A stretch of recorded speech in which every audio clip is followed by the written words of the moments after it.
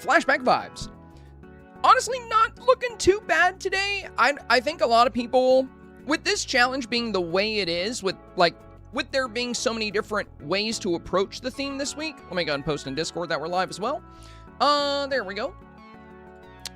I think there's less of a need for secondary reviews because I feel like a lot of people, capture the theme in a variety of ways. And there's not, one particularly super strong play this week. So, yeah, less reviews to do today than normal. We're going to start with our primaries, of course. We have 1 Tier 3 that didn't get in before Monday, 2 Tier 2s, 4 Tier 1s, and then for secondary reviews, surprisingly, we only have 3 Tier 3s today. We have about 8 Tier 2s, and for Tier 1s, not too bad. It looks like maybe 10, maybe 20, probably about 30, so, we should finish at a pretty decent time today, I think. Maybe we'll have time to, do a little bit of gaming. I don't know. We'll see. All right. Marie said no one missed me. That's not true. I missed you, Marie. I missed you. It's, it's not as fun without you. Not as fun without you. Speaking of missing somebody, I see Crispy Crispin in the chat. Hello, Kristen. Hello. Welcome back. Great to see you. Great to see you. How's life? How's the family? Welcome in. Over on YouTube, I see Holly. Hello. Good afternoon, Holly. Frozen Flamingo, welcome back. So excited for the stream today. Going to finish my Dreamsnap while listening to you. Yeah, I need to start mine, but what kind of sucks is I want to take my photo when the light casting is off because I want to use the orb lights and I don't want them making it super bright. So I'm going to have to build it tonight, but then I'm going to have to get up really early tomorrow to finish it. And hopefully I'll wake up. I'll submit something tonight just in case I, don't wake up. But yeah, I mean, I should be fine. I should be fine. Howdy, watching while playing some RuneScape. Oh, nice, Mile High. Nice. Good to see you, brother. Good to see you. Also for RuneScape, are you playing the newer one? I know they made, a more modern RuneScape somewhat recently. Or are you on the old school RuneScape? Just submit a selfie. I mean, I guess I could. I actually, I kind of envy Mama Dukes on that because she submitted a selfie and was able to get 4K with it. It was a really good selfie, and I was super curious about how it was going to do, but she did end up getting 4K. And I kind of want to challenge myself to do that, honestly. I kind of want to make a Dreamsnap selfie and see if I can also get 4K with it. But also at the same time, I don't know, I like to play it safe. I like to play it safe. I don't think you physically could submit a selfie. Yeah, I feel like it would be hard for me to do it just because, I always do a lot with my snaps, Is it worth the risk, though? Yeah, see, that's the question. Because there is a risk there. And it might work and it might not work, It really just depends. Because there's a lot of people out there that say they just won't vote for selfies. I'll vote for a selfie if it's good because good selfies are actually rare. They're extremely rare because talented Dreamsnap players never really make selfies. Mama Dukes just felt like trying it out and she was able to get 4K with it. And I think that's super cool. So, I would love to give it a try sometime. But yeah, I don't know if I would because, I don't know if I want to take the risk, I like having a good track record with my snaps. But yeah, there would be a little bit of risk there, because if you get voters that just don't like them, then, it could come back and bite you, even if it's good. It just depends on what kind of voters you get.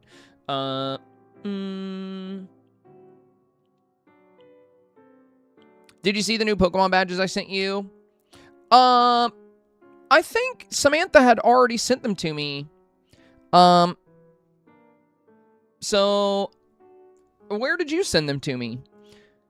Because I saw them on Discord, and what's really cool about these new Pokemon badges is, so, they open.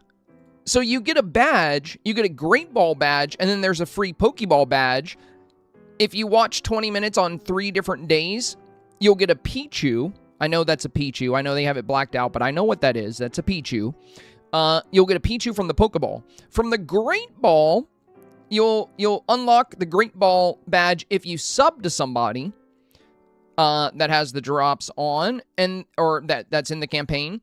And then after you watch 20 minutes on 3 different days, the Great Ball will open and you'll get a random Pokemon badge. And that's super cool. That's super cool. Bulbasaur, Charmander, and Squirtle are the Great Ball badges, as you can see here from the little shadows. So you can get the Kanto region starter badges, and you can get a Pichu badge.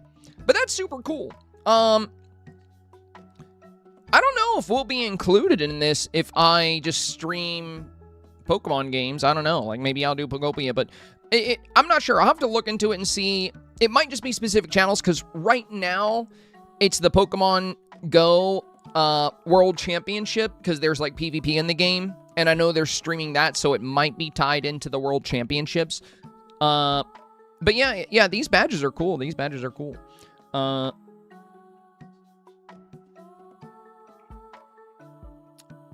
There are new Twitch drops. There's always Twitch drops active, Lisa. Like, there's always some Twitch drops out there. There's not Twitch drops right now for Dreamlight Valley. This active drops campaign is for these badges, and it's a Pokemon drop campaign. Let's see. It says rewards are limited time offers from top brands that you can unlock by supporting your favorite Twitch creators. You can see available rewards and offer details on this page. I guess it just first partners collection. So right now, the active Twitch drop campaigns are, there's a dungeon crawler Twitch drop. There's the 2 months of free Audible right now. So until August 27th. So there's 2 days left for this one. But for the Audible Twitch drops, that's active on my channel right now. The way that one works is if you gift up to 2 subs, you'll get, or no, gift a sub, you'll get 2 months of Audible for free. So that's pretty cool. That's pretty cool. Earn 2 months of trial Audible Premium with the purchase of a new or gifted sub. So anybody that subs to the channel as a new sub or sends a gifted automatically gets Audible Premium for 2 months. I love Audible, by the way. If you haven't ever read or listened to like audiobooks, it's great. Other current active Twitch drop campaigns include Marvel Rivals, Rust, Roblox, Blade Point, Zero Space, Star Wars The Old Republic, Sonic Rumble Party. Like, these are all the drops that are active on Twitch right now. So there's always drop campaigns going on, guys. It's not a rare thing. There's pretty much always a bunch of drops happening. It depends, on the company and on the developers. So for Dreamlight Valley, it's typically they're only going to do drops they've now been doing them for the free updates. Counter Day says, do we know when the next Dreamlight Valley Twitch drop will be? My guess on that is probably the next update, because here's how it worked in the past, Counter Day. Dreamlight Valley would only do Twitch drops for DLCs. So whenever Eternity Isle came out, that's when we got our first round of Twitch drops. When Storybook Veil came out, we got Twitch drops when these big... And I think they've done them once before recently where there was not a big DLC and they had some Twitch drops. But as of recently, so ever since Honeyglow Woods, we had the Honeyglow Woods Twitch drop campaign. And then with the free Wreck-It Ralph update, we got another Twitch drop campaign.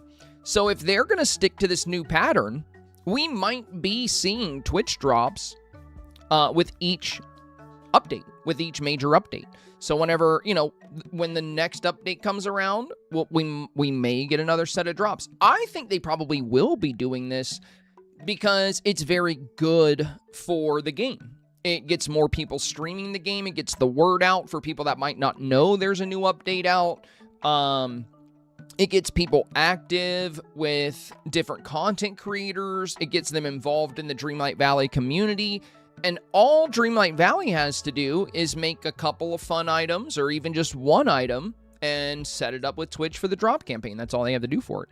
So since we had a Twitch drop campaign with the Wreck-It I think it's very possible we'll get another one. I think it's very possible we'll get another one in the next free update. And if not, we'll definitely see another Twitch drop campaign with the new Ocean update, the DLC we have coming out as well.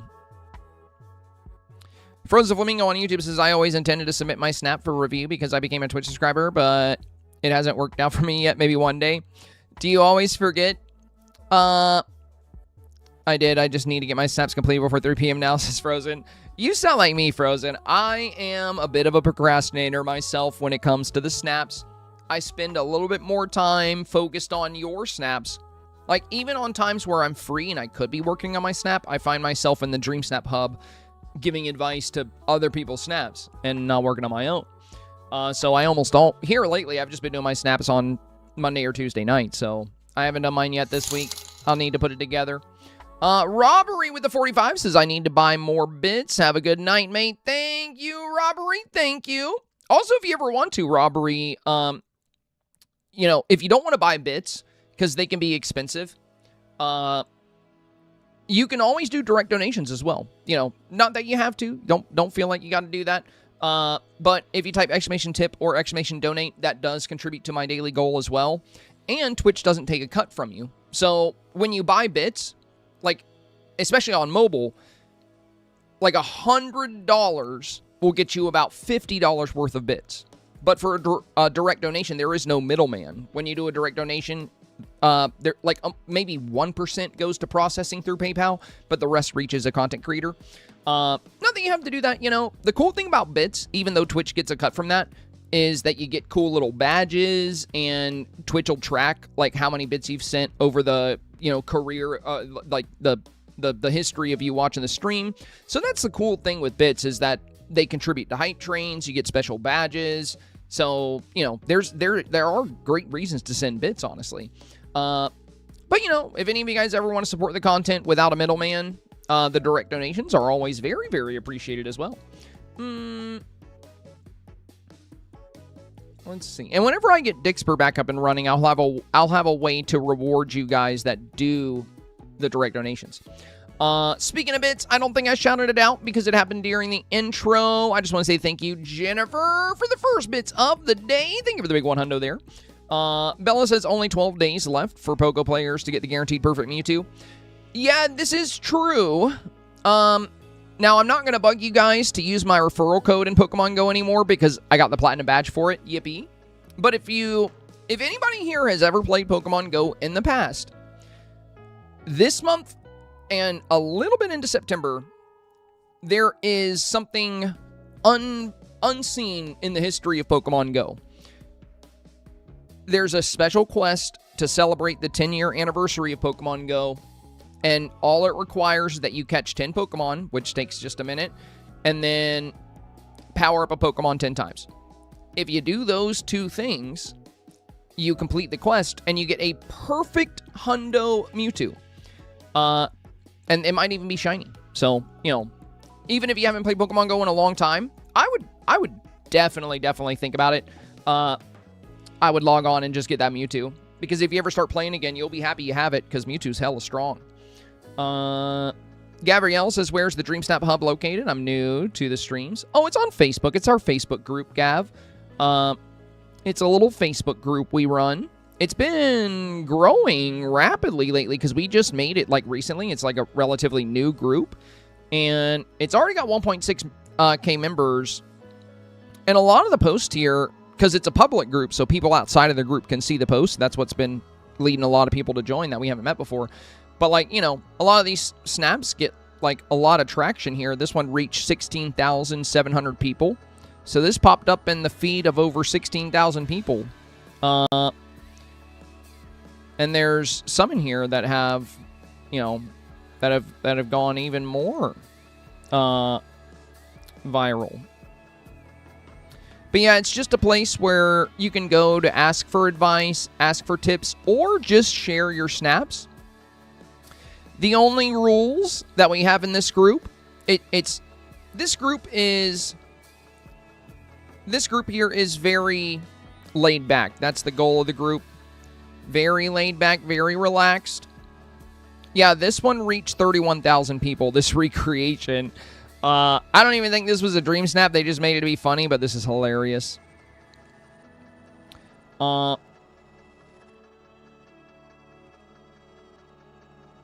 yeah, the only rules in the entire group, this one reached 22,000 people, are, be nice, be friendly, everybody be cool, just respect one another, respect the mods. Basic, group rule. And rule number 2 is simply don't give unsolicited advice. If somebody is not asking for advice, if they're just sharing their snap because they want to show it to people, don't get on there and start telling them what they can do better. If people want advice, they are welcome to ask for it. Rogue, thank you, my friend. Thank you. Rogue with the very generous $5 dono. Me with my gathering villagers on Twitch a couple weeks ago. Oh, of course, Rogue. Of course. I'll, always try to do my part to help you guys out with the useful tips. Thank you, thank you. 645 on the board here. Greatly appreciate that, my friend. Greatly appreciate that. Big goal number 240 today. We're getting close to 250.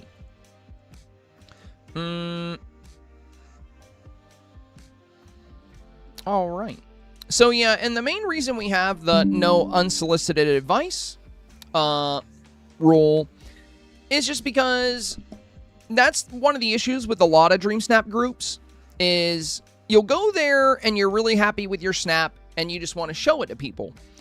And then you post your snap and you get a bunch of internet experts that don't really know much about snaps just telling you what you need to do, what you should do different. And then other people don't agree with them. So then people start arguing in the comments. And now you have people, acting, there's like high school drama and all this stuff. And I just don't, that's why I made this group. I made this group because I wanted it to be an alternative to some of the other Dreamsnap groups out there where your posts aren't going to get deleted just because you mentioned a YouTuber. You're not going to have a bunch of people hopping on your post and telling you what you need to do with your Dreamsnap. But on the flip side, if you want advice, the group is full of a lot of talented players because, my community here, the main thing we focus on my streams and on my channel is Dreamsnaps. Like, that takes precedent over everything else.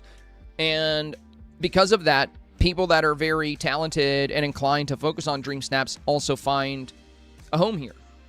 And those people are also part of the Dreamsnap hub. So even if I'm not on there giving advice, they will. But they'll seek out people looking for that advice. But yeah. Anyway, let's check out the theme before we get into the reviews here. Let's just touch on the theme again. This week's challenge is called Flashback Vibes. It says to create a colorful, energetic scene inspired by early 2000s pop culture. So colorful, energetic, early 2000s pop culture. Dress to shine and show off your personality. How will you capture the spirit of Y2K glamour? So the most important thing with this theme is to make sure it's very, very obvious to the voter that it is a Y2K style snap. Now, there's a lot of different ways to go about that.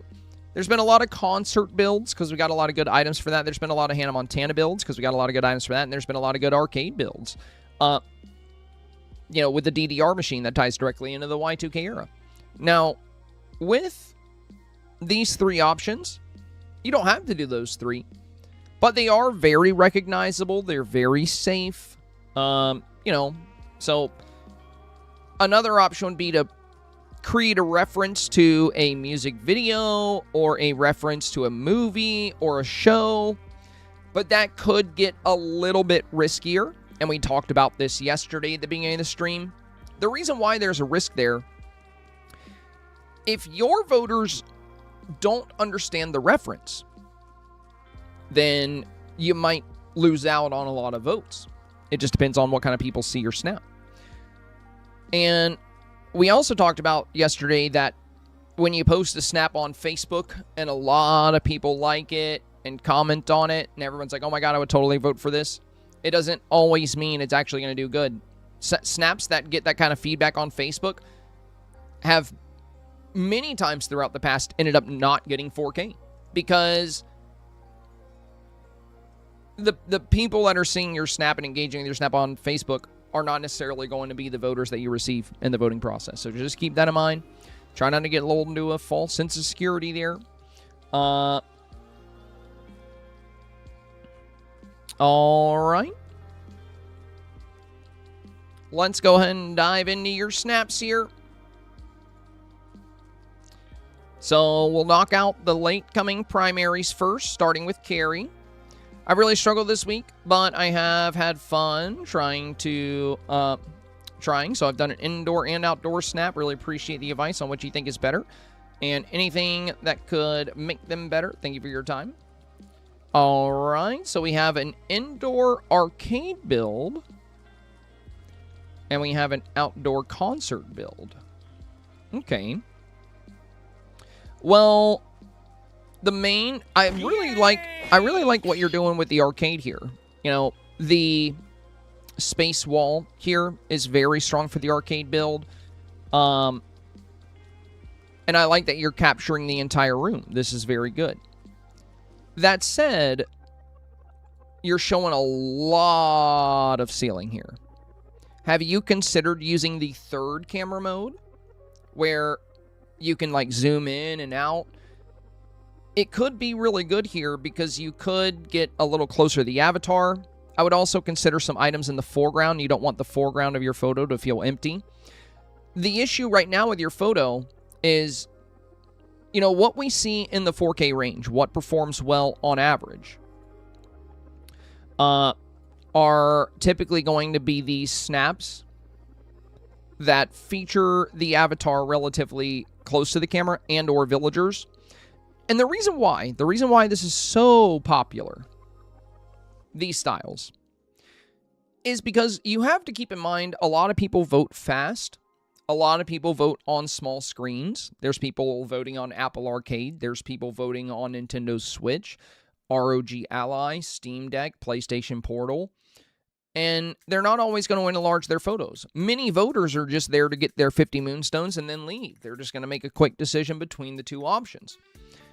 And they're not always inclined to expand the photo. This is why, if you look at 4K results each week, if you look at a majority of the snaps in 4K, the subjects of the photo are very prominently featured. So the villagers are very easy to see, the avatar is very easy to see, and the decor is very easy to see. Now, the reason I bring this up for you here, Carrie, is you're not playing up that strength in this photo. You're very small. And since you're showing so much of the ceiling, the elements of your photo are also small. Like, look at how cool this DDR machine is here, right? And then you have this little prize stand in the back, which is great. You've put all this effort into how you built your arcade, but the framing and the angle could be much more competitive. Like, imagine this was your snap, right? Like, this is actually so much better if I just click on zoom in. Now, when we look at it normally, not as good. So what you could do, like I said, is just take the same photo, go to your third camera mode, and zoom in a little bit. Just get to this angle here.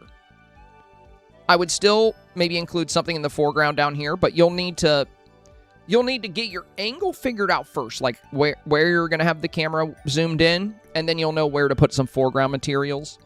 And as far as foreground, you could use pocket items like those V8 gas station fragments. That could be really good here in the left and right. There's other things you can use. But yeah, imagine if this was the photo, right?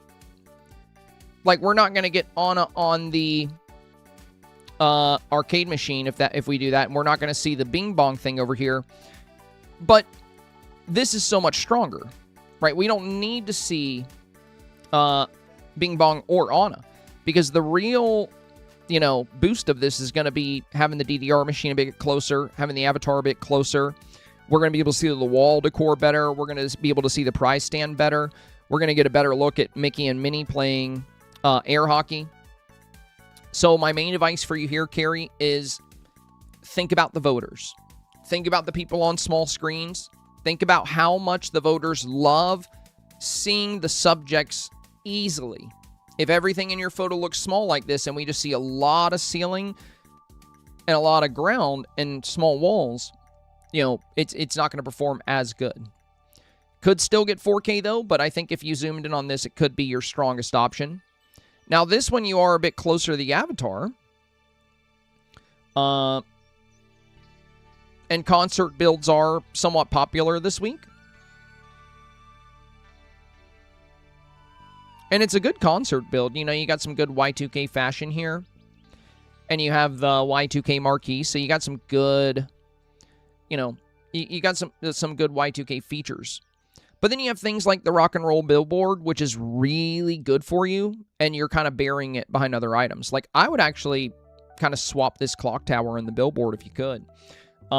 There's also another billboard in your vault that has more of a Y2K feel.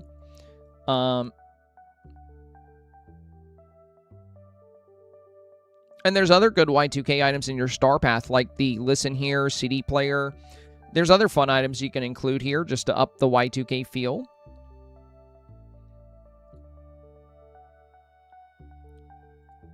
So some minor changes to this one I think would be good.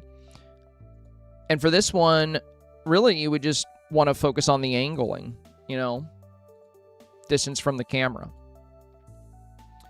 Gamer Mom is up next. Any suggestions on how to improve this snap would be greatly appreciated. Thank you for all you do. Well, for an arcade build, Gamer Mom, one of the absolute best items to use, because it ties really well into the Y2K era, is the Dance Dance Revolution machine here. This dance arcade machine. You get this when you work through Ralph's friendship quests. This has kind of been a staple in all the arcade builds, and I fear without it, you're not going to have as much of a good Y2K feel. Also, I think the space walls are a lot better for these Y2K builds.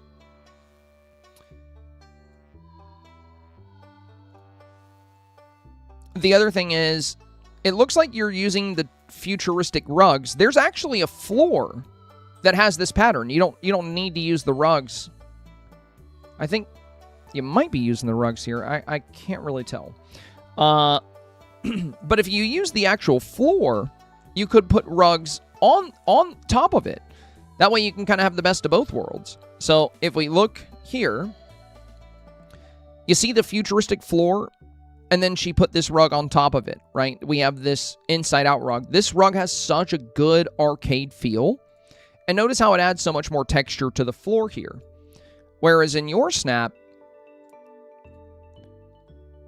it's pretty much the same texture all the way across, and it's very empty for an arcade. You know, we don't really have anything in the middle area, whereas you could have the air hockey there, and then you could have some Sugar Rush machines over here. You could have the DDR machine kind of right behind you. There's a lot of fun things you can do. Another thing that's really strong for these arcade builds are these orb lights. They add a lot of fun color. And if we look at the theme, it says create a colorful, energetic scene. So look at how good these orb lights look. You might not have the disco balls because they were premium, but these orb lights are Scrooge. And compare that here with these like pixel lights. You know, they're just kind of like a soft yellow. And then on your back wall, you have some neon lights, but there's more neon lights. There's one from the Star Path that could be really good. There's some great lights you can hang up. There's like posters. And I think the space wall would look really good here too. Now, I like the orb pillars. But the main thing I would focus on for this particular build would be filling out the arcade a little bit more, including that dance machine. If you don't have it, you can kind of just power through Ralph's quest and get it today, but that's really going to tie in heavily to the Y2K feel. And I would get rid of these lights. And you also don't need light casting, really, like you normally do. You know, when it comes to indoor dream snaps, we always talk about how important light casting is. But there's exceptions to every rule. So light casting is something we almost always do for our indoor builds, but you see, arcades are a bit different. It's a very unique style of build. Now, for a holiday party, you know, having the light casting makes it feel warmer and brighter.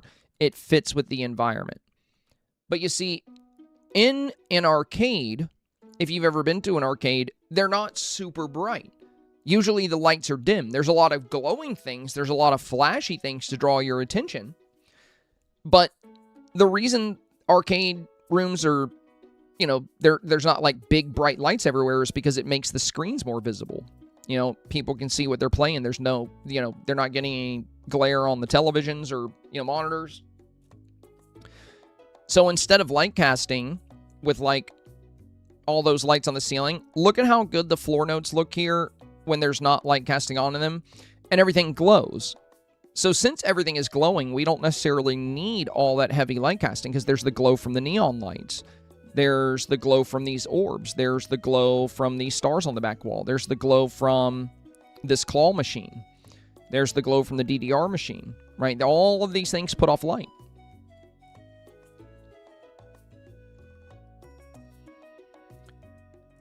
So if you want to use the lights without them casting, you'll just have to use these, you know, you'll have to use the orb lights after 6 a.m. or before 6 p.m. Because from 6 p.m. to 6 a.m., they'll all cast light. And changing your time of day offset will not address that. Junia, the first is an outside concert with me and villagers, and the second is an inside concert with a famous 90s, 2000s hip-hop girl group. I really like them both, but I know I need something in the foreground of the second, and both are a bit hazy.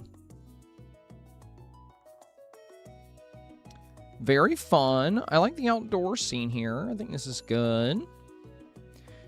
And you got some good Y2K references with like the billboard, the CD sampler, the neon lights, the Y2K marquee.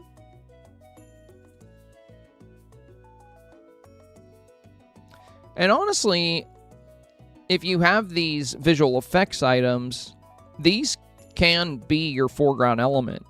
You know, they add a lot of value into the foreground here with these like swirling music patterns.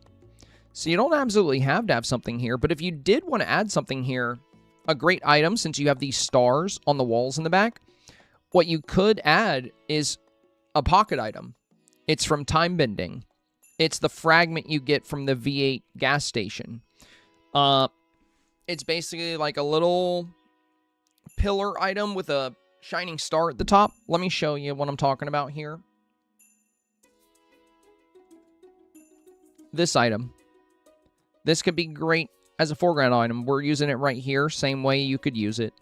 It would just add these shining stars at the base of your photo. You can have one on the left and one on the right.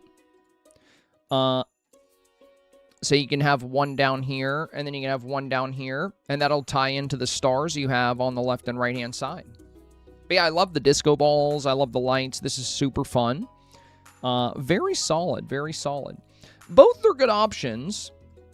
This one makes really good use of villagers, but it does kind of have a haze over it. I like the colors more, a bit more here.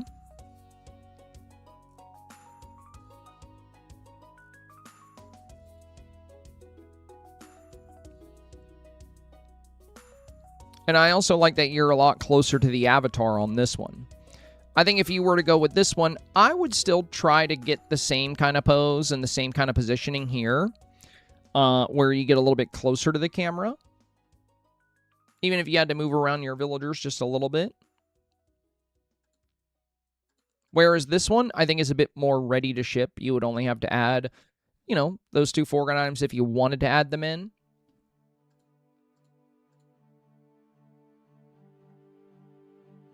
But yeah, you could honestly go with either one of these. If you went with this one, I would try to play up the avatar a little bit more. And if you went this one, I would just add a couple little foreground elements. Now, primary, we have Harper here. Can't decide if I go with the lighter one or darker one. I know lighter is usually better, but it's not really on point for this.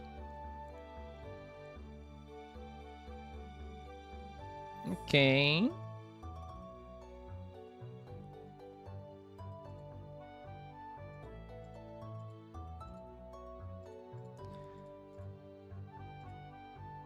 Well, I really like the way you've constructed the build. Are we doing hocus pocus here?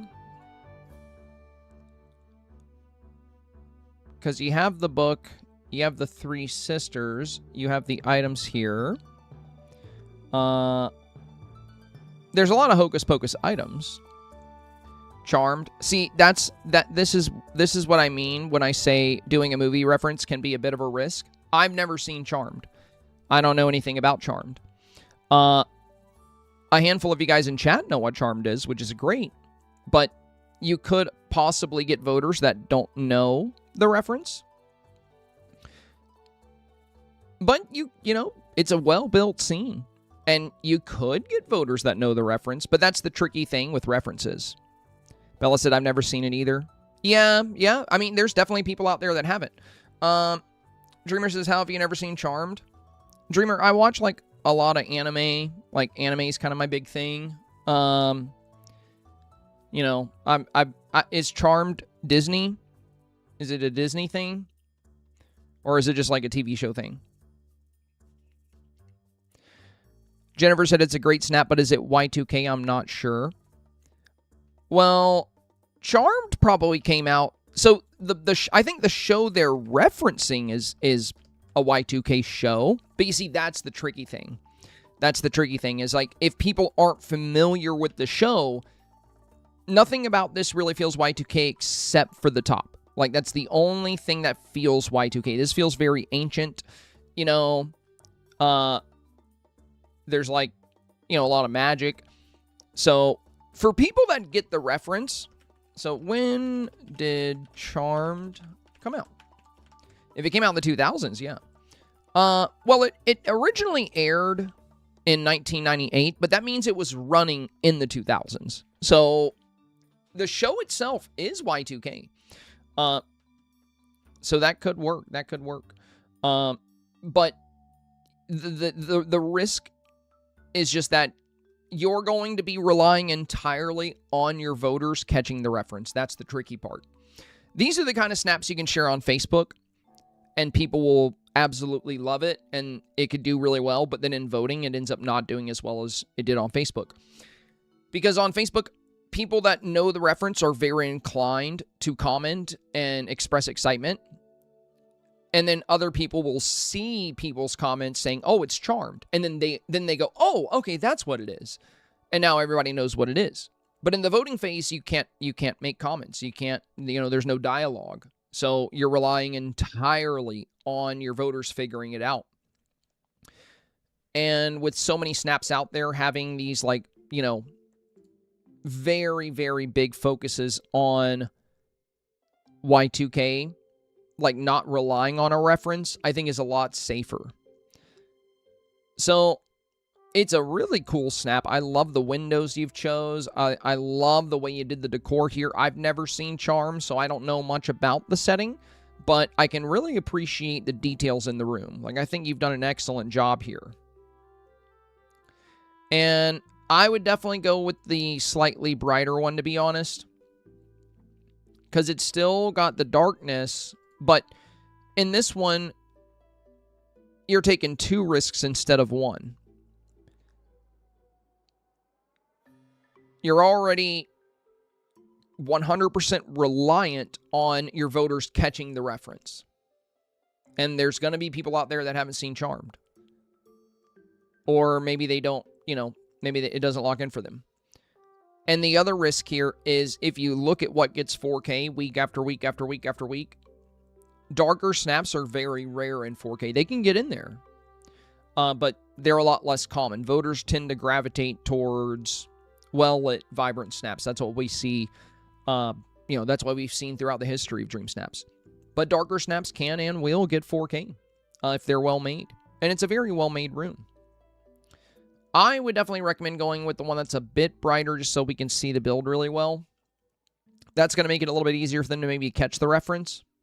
Whereas with how dark it is here, and with a lot of people on small screens, you know, if we look at this image small, it's going to be very hard to pick apart, you know, the details in the build. Whereas here, You still have a little bit of darkness, and it still feels worn down. But, you know, people can see the details in the environment and kind of maybe figure out what you're going for here. But yeah, it's a really well-built room. I think you did a great job with the framing, with the foreground. Fantastic job. I love the walls, the windows, the decor. It's an amazing build. But there is a risk attached. If you are lucky enough to get a lot of voters that love Charmed and are really familiar with it, this will very likely get 4K. But if you... And we don't really have data on how many voters. Like, there's no way to know the percentage of voters familiar with Charmed. That's the tricky part with references. We don't have any data on it. So, we can't, you know, that's why it's a risk. We don't really know. We don't really know. But yeah, amazing scene. Bammy Sam said, I only had an hour to put this together and take the sample shot. I didn't have time to call the villagers I wanted and plan to switch them out tonight. I appreciate any and all critiques. Regarding concept lighting, pose, pushing the camera forward, unfortunately wasn't working for me as the air hockey table. Well, you know, you don't have to have the air hockey table right at the front, Bammy Sam. And there is a way to put the air hockey table at the front and do a great pose with it. I mean, look at this. Right, this one has the air hockey table right at the front of the scene. Great shot of the avatar, very prominent, and we get this great view of the arcade. So there are ways to do it. You know, you can't just say the air hockey table wouldn't let me. It's up to you. It's how you position the air hockey table. It's how you decide to do the pose. It's all in the strategy. You know, as we always say, when it comes to Dream Snaps, you can make a Dream Snap in 1 hour that easily gets 4K. It's just in how you strategize. Now, it's a good build. I love that you're not showing a bunch of ceiling. You know, that's really nice. You got the little prize stand here. We can see the DDR machine in the back. Only downside here, you know, is the fact that the villagers are going to be a little bit smaller as opposed to some of your other arcade builds out there. And again, I'm not saying that it automatically makes those photos better than yours. We just know for a fact. It's not even a question. Voters 100% vote for snaps like this en masse. Snaps that feature the avatar and the villagers very close up. This is what we see taking up a majority of the snaps in 4K. Week after week after week, theme after theme after theme after theme, it's always the same.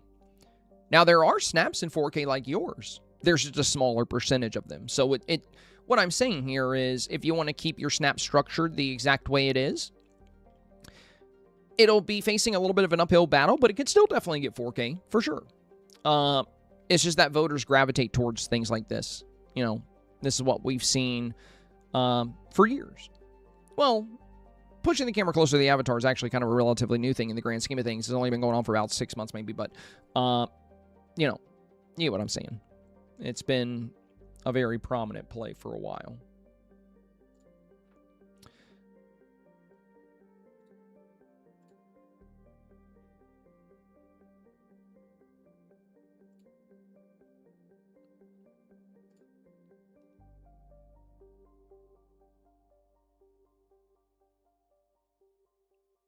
Now, the other thing here, too, is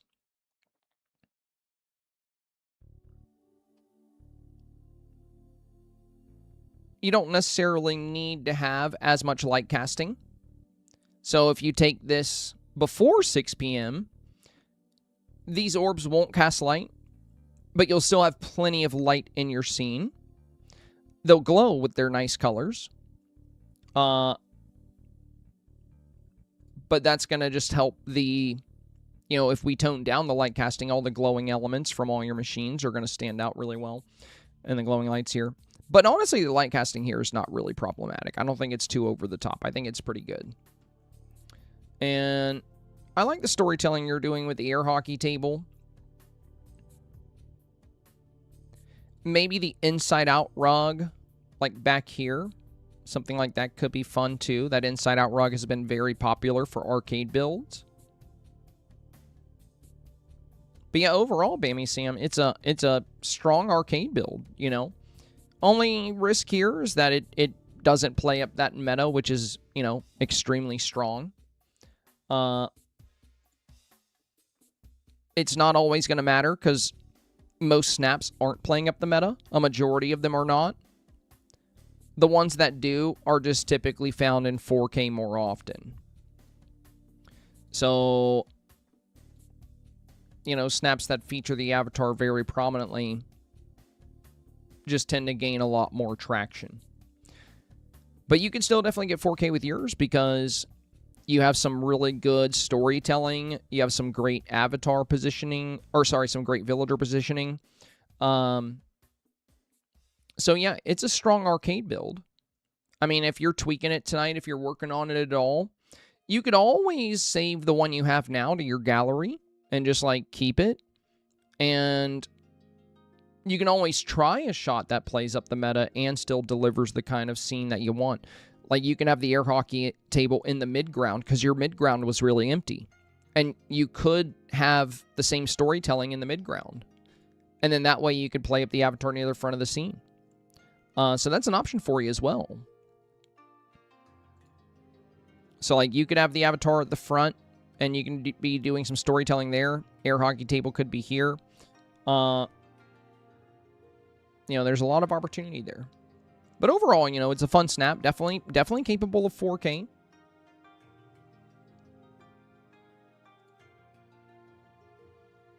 Shannon, hey, have I managed to have some time to work on it? I couldn't watch most of your lives or YouTube videos. My sister is visiting from Europe. Oh, that's fun. You don't want to see last week's. I look forward to your most valued feedback. Thank you for everything you do for the community. Oh, wow. This is really good. Yeah, this is fantastic. Very good job with the light here. Yeah, I like that you're keeping the ceiling a bit minimal, but we've got so many fun colors up at the top. It looks like you might have slightly increased the light bloom, which I do really like for the arcade scene. You got these great pillars in here. Awesome scene in the mid-ground. This is exactly what I was talking about with the air hockey. The air hockey table can serve as a really good mid-ground item. And I love that you're featuring the Dance Dance Revolution machine so prominently here. And one of the key bonuses of having your avatar close to the frame this week is one of the biggest indicators of the Y2K era is going to be your fashion. How you style the avatar is going to play a major role in how Y2K your photo feels. So the way you design the character here is fantastic. You got some great storytelling, really phenomenal color, great lighting. You're playing up the meta. This is very likely for 4K. I think you're pretty safe here. Well done, Shannon. Very well done. Ems is next. Hello, Zabai. The last time I did an over snap was when tags were still a thing, so I'm feeling pretty stressed and nervous about this one. I'm wondering if the space feels too small or empty, and if I'm showing too much of the ceiling or just enough. I was having a hard time with villagers inside. I was scared of summoning too many. Fear my Switch 2 might crash. Well, the Switch 2 is a bit more stable than the Switch 1. So when it comes to the Switch crashing, that's going to be more of a Switch 1 issue. It can happen with the Switch 2 as well, but you can push it a lot further. Overall, I mean, this is solid. This is solid. You got a great shot of the avatar. You're featuring her very well here. You know, playing air hockey. That's really fun. We can see the DDR machine back here. I like the little prize stand and Alice redeeming a prize. You got a lot of really good storytelling happening here, and I love the walls. So you're using the space walls, which are very, very strong for these builds. And you have all this fun art and posters and neon lights. I think you've done a great job with the detail in the environment. I mean, if you wanted to fill out the foreground a little bit more here, usually for skee-ball, it's like a row of skee-ball machines. So what you could do is just take another skee-ball machine and put it right next to this one. That way we get a little bit more of that skee-ball coming down to this bottom corner. I think that's going to help fill out this corner. I wouldn't worry too much about the mid-ground behind you, because it's not a whole lot of open space. It's more this spot here, because if you combine the mid-ground with this bottom corner not having anything, it feels a little open there. But one more skee-ball machine here, I think, would really solve that issue for you. But yeah, this is looking good. I definitely think this has a strong likelihood of 4K. It's a very strong arcade build. Well done.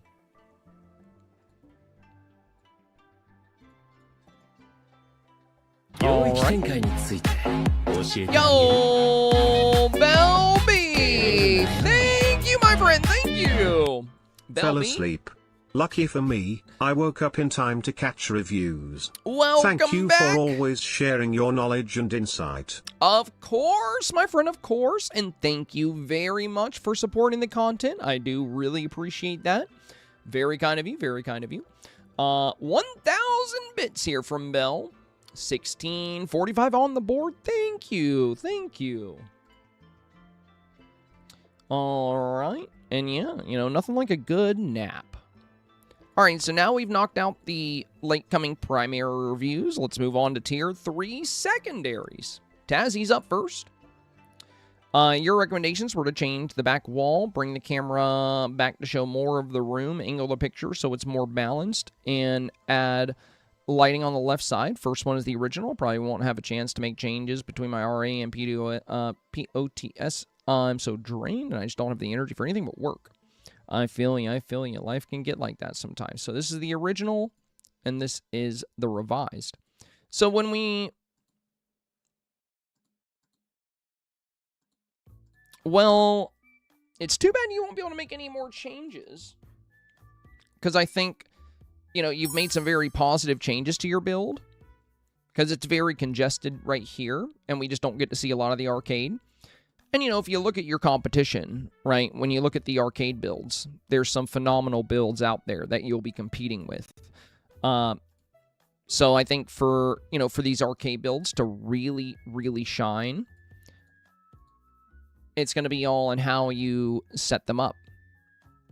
So having the avatar close to the camera, giving good visibility into the room, good balance.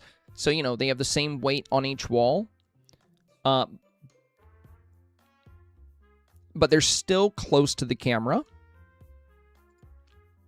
And, you know, this one is exceptional. You know, this is so good. Such a good shot of the avatar. And they have some good action shots for the villagers, like Vanellope jumping up to celebrate here. The DDR machine is in a great position here. So, going back to your snap here.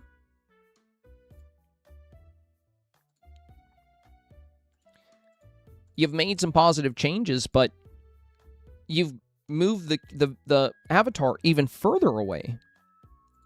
You know, that wasn't really part of the advice, right? Because the meta, playing up the meta is going to be a very safe play. It's one of the most consistent things you see in the 4K range. Now, I love what you've done with the lighting. And if you did tweak this, I hope you can, because I think you can make it a lot stronger with minimal time. Like, I really don't think you're going to need to rebuild this whole thing and spend an hour working on it. No, it's almost done. What I would recommend here would be kind of pivoting this towards the camera and placing it a little bit on the left.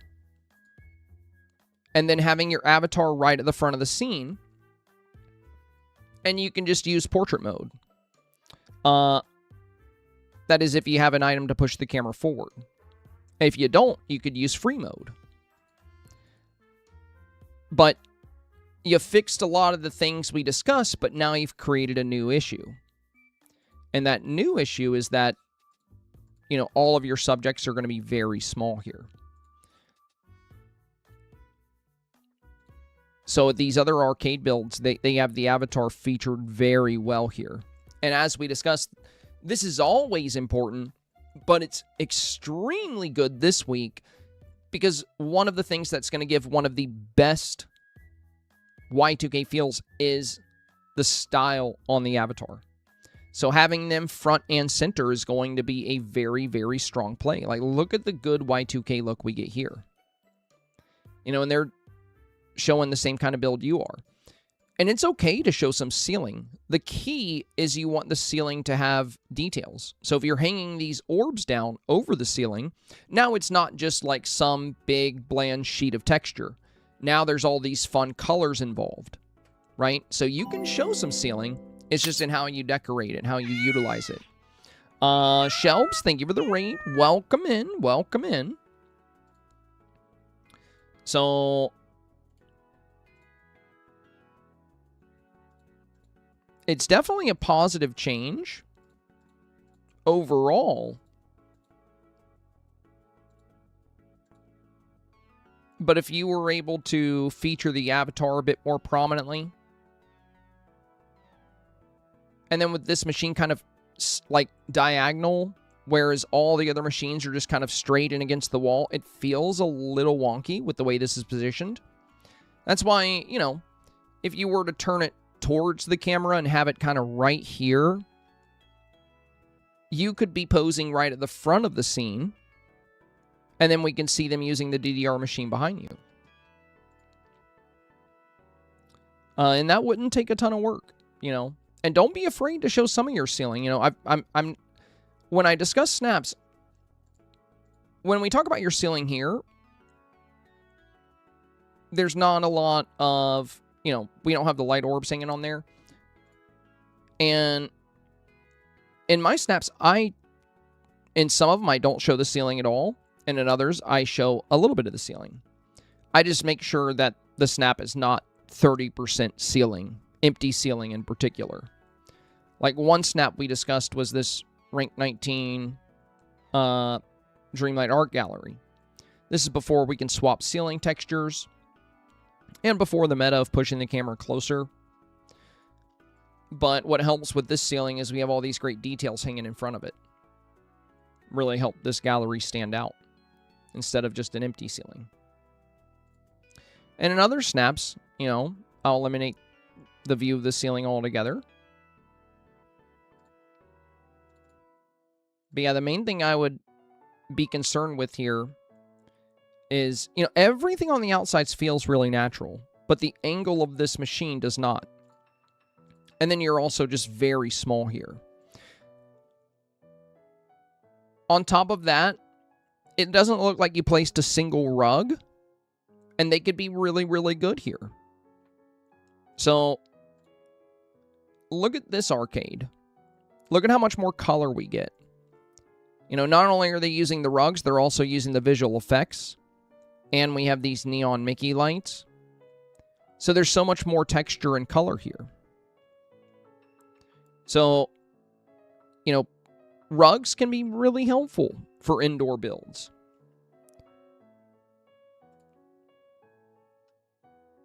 If you look at one of our recents,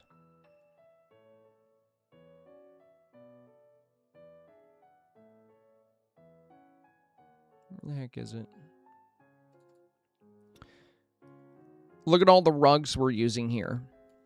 Like we have this little Christmas rug by the fireplace, big red rug here, Ultimate Edition red rugs under the table. It just helps to add extra texture and detail to the build without dropping a bunch of new items. You know what I mean? So, again, this is just a great example of kind of what I mean. The DDR machine is facing the camera, makes it very visible, and it's lined up with everything else in the room instead of being kind of at an angle. And you could just be posing, you know, like this. You can have the DDR machine in the center, and you can show some ceiling. Just make sure there's some detail. You know, you just don't want an empty ceiling. Like, imagine if these lights weren't here, these disco balls weren't here, this balloon wasn't here, and these lights weren't here on the side. It would, the whole top would feel so empty compared to the bottom. So when it comes to ceilings, just like we discussed for indoor builds in the art challenge, the artist workshop, it's about the detail.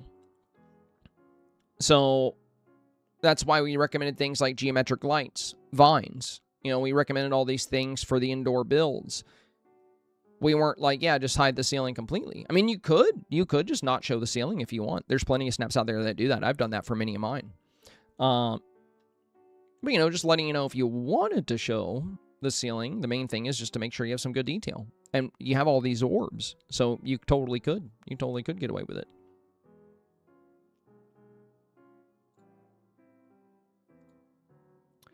Oh, Jennifer's next.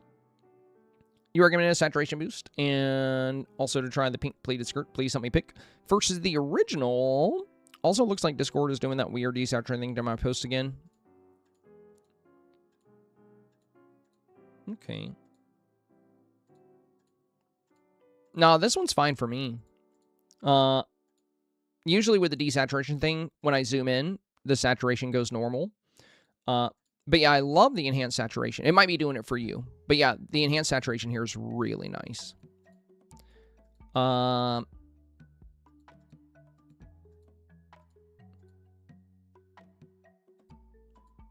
between the two, now that you've enhanced the saturation, honestly, either one of these are going to be fine. The platinum pants, you know, they definitely have a great Y2K style. And they pair well with Platinum Mickey and Minnie. But they do add more white. Whereas here, with the enhanced saturation, I think your outfit ties in really well to the abundant pinks in the scene. But I think these would rank very similar. You know, I wouldn't overthink it. One thing I like with the skirt shot a bit more is over here on the left, we have a fair amount of space between Rapunzel and the edge of the frame. And on this one, there's a little bit less space there. Like, you know, the villagers kind of come all the way down here, just like Elsa does here. So I like the balance a bit more on the pleated skirt shot. And I also really like that you got this music note right beside you for this shot. So both of them are very, very likely for 4K. Both of them are very strong snaps.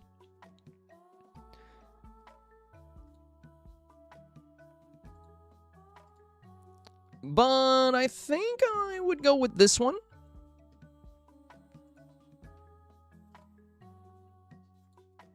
All that said, if your goal is 4K, you're safe with either.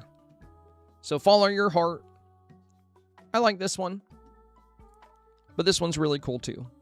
And I do like that it adds some extra purple down here. You know, the purple ties in really well with the visual effects item. Both are great options. Both are great options. Very well done. That enhanced saturation, I think, is all it really needed, you know? And I love to see it with the pleated skirt as well. But, like, look at these great colors, you know? I also like that you enhance the smoke bombs a bit in the back. Getting this rich blue back here is fun. Jennifer, thank you for the 100 bits, my friend. Much appreciated. Much appreciated.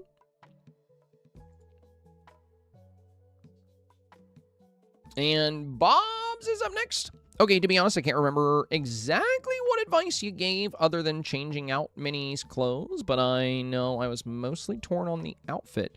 Anywho, also played up some poses. I remember about the tech pants after watching your guide and really liked the look of the outfit as well. As always, love hearing your thoughts. Thank you. First is the original. So the OG here. Beautiful color in this snap. I think this one's really going to stand out thanks to that great saturation. Now I have this one here with you a bit closer. I like the wink. That's really fun. Then we have this one. Yeah, and having the villagers definitely helps fill out the foreground really well here.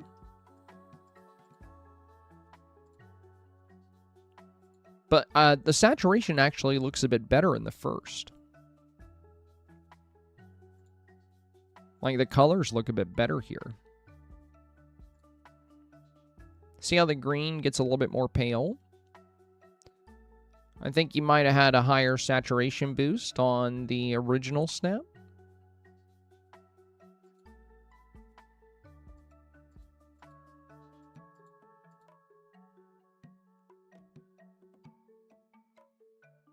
I do really like the pose on the avatar as well. The wink is fun. Yo, M, thank you for the resub. Welcome back. Welcome back.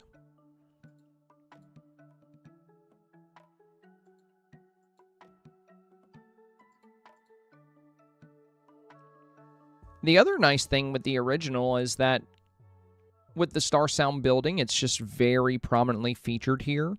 And since it's a staple like Y2K building, in the new ones, we don't get to see the top of it as much. And with the position of the avatar, it kind of covers, you know, the Star Sound wording. It's a small thing, but...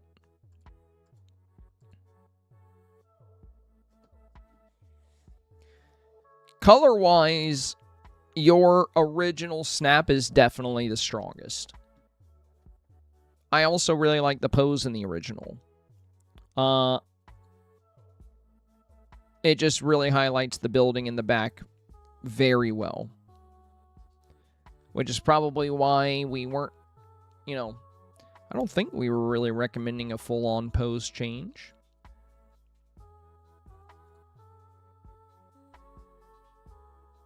And I just love the pursed lips. Like, she just looks super cute here, which is really fun. I do love the way you've redone the villagers. And this Snap does have a lot more energy. You know, it's very energetic, which is one thing the theme discussed. So, out of the new ones, this one's probably your strongest. But if you had time, if you were able to capture this angle again with this saturation and have Vanellope jumping up here and Mermaid Mini, Kristoff playing his instrument is fun, but I don't think it's fully necessary here.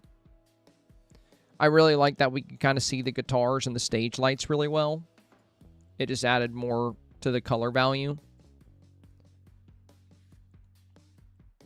It's hard to say. I think I'm kind of feeling the first one more just because of that great color.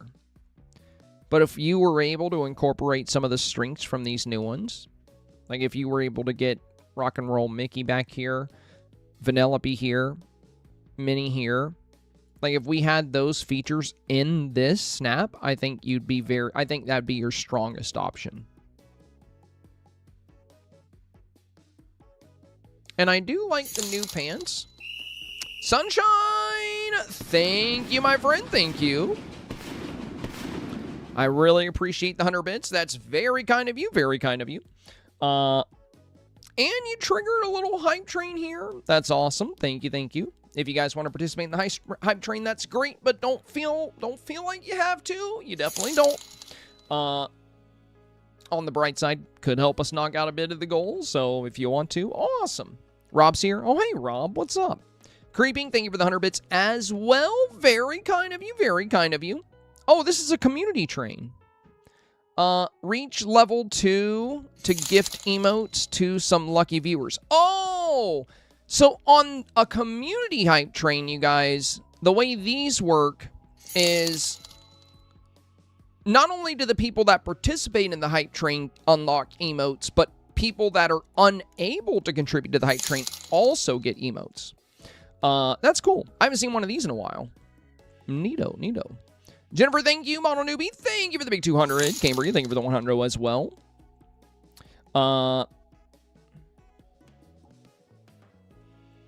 Belby, thank you for the 200 as well. Samantha said, community train reach level 2 to gift emotes to some lucky viewers. So we would need to clear level 1 and level 2 then.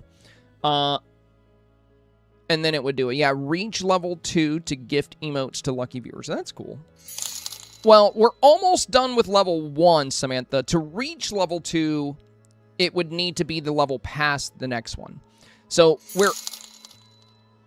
now we've reached level 1, so now we would have to reach the next level, and it would be level 2. But that is cool. That is cool. Hey, Sunshine, thank you, my friend. Sunshine with a very generous $10 dono. Thanks for everything.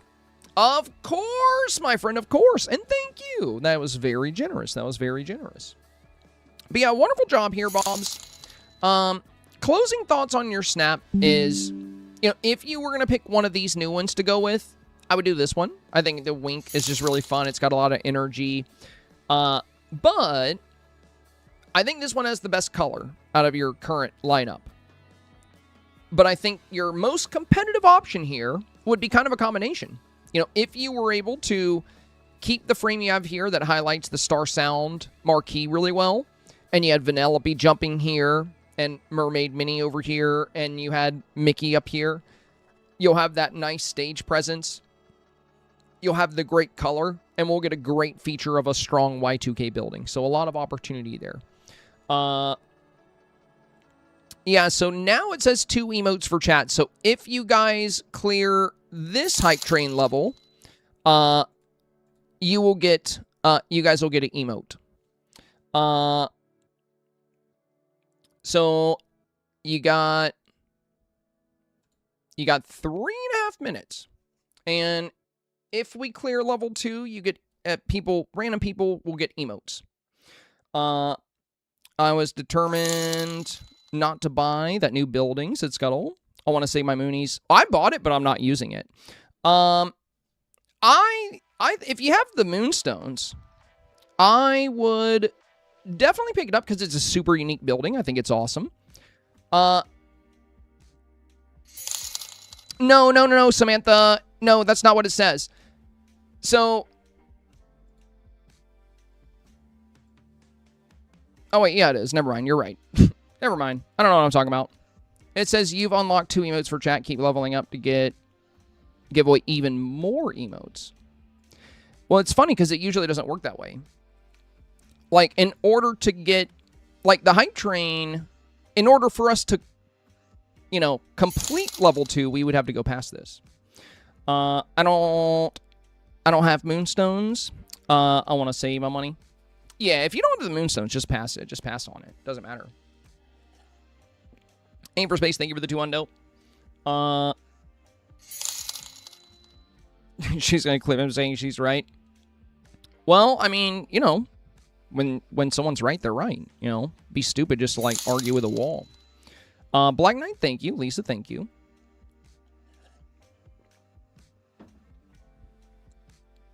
Yeah, it just doesn't work the same as the other hype trains. Like, for example, if you want to get a level 5 emote, you have to clear level 5. So since the hype train said to, you know, reach level 2, right now, technically, we're not there. We're at like 1.4. We're at like 1.4. So they don't do this one the same way they do the others. So like, when it comes to unlocking a level 5 emote, the hype train could say level 5, but until you complete it, it doesn't give you anything for level 5. Samantha said, did the direct dono add to the goal? I'm waiting until the hype train ends, and then I'll add it, because if I try to add it right now, Samantha, like, I would have, you know, there's bits coming in currently, so I'm not going to add it until the hype train comes to an end, because as long as people are sending bits, if I edit the goal, any bits that come in while I'm doing that, I would have to add them, and it becomes like a whole thing. So yeah, once the hype train ends, I'll update the goal with the direct dono as well. Okay. That's all the tier 3 secondaries. Let's go to tier 2. Wings of a Daydream is first. Suggestion, squirrel pose, taking up a lot of real estate in the indoor scene. Tried a couple of different poses, added a few extra touches to the room. Nothing beats the goose pose in highlighting an outfit, so I tried a shot with that one with a light silhouette. I did some work on the outdoor stage scene per your suggestions as well, but I wasn't sure if it would be compliant with the rules to send both. Thank you, as always, for your valued advice. No, you can send both. You can send up to 3 snaps for your review, 3 new ones. That doesn't, and that won't be counted by the old one. All right. Hopefully you guys got some cool emotes, since that was a little community train. Yeah, who got emotes? Anybody get an emote? You guys got the fish?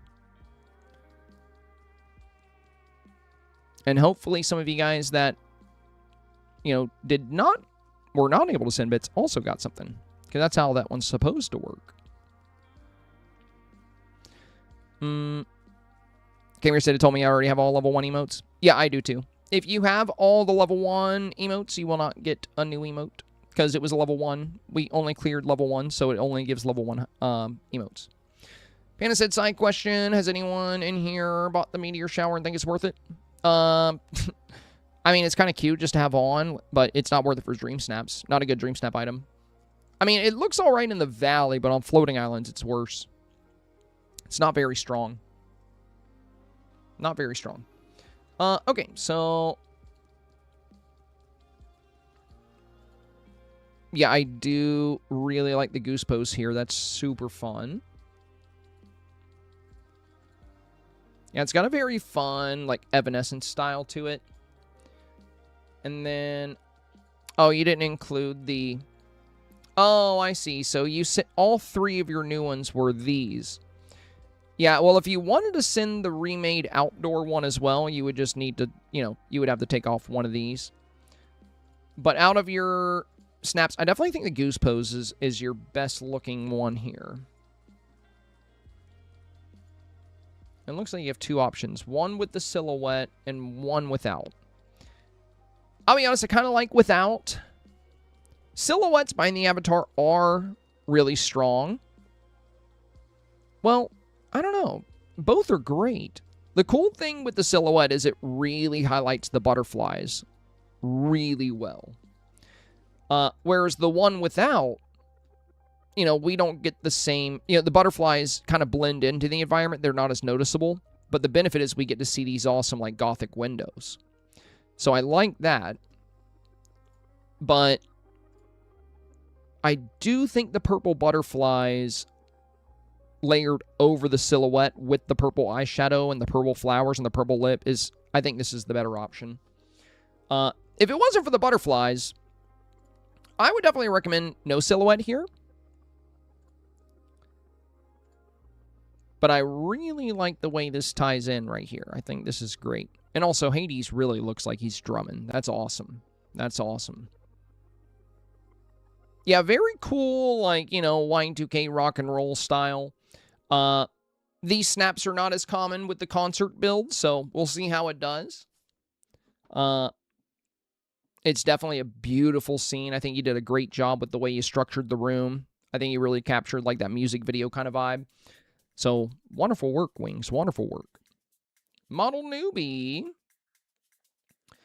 It was an attempt at Everybody Backstreet Boys music video concert. I had to try one more time before I pivoted. Completely forgot we had the knotted hairstyle in the game.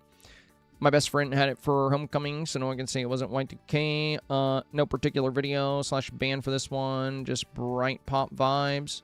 So, this one here. Yeah, I think this one nails the boy band feel really well. I love the villagers at the front. Very fun, very fun.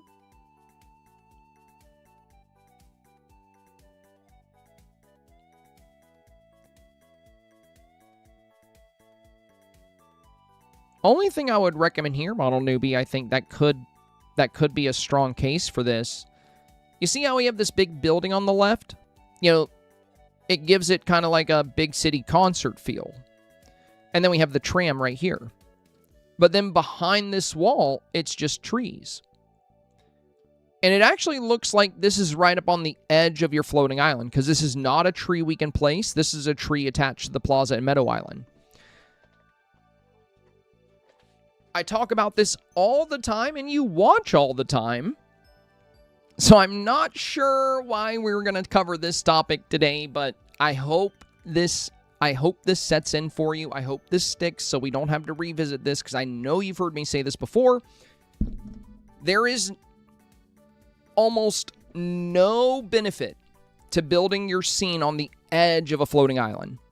All it does is it robs you of the potential to create your own background. And this is the perfect example of this.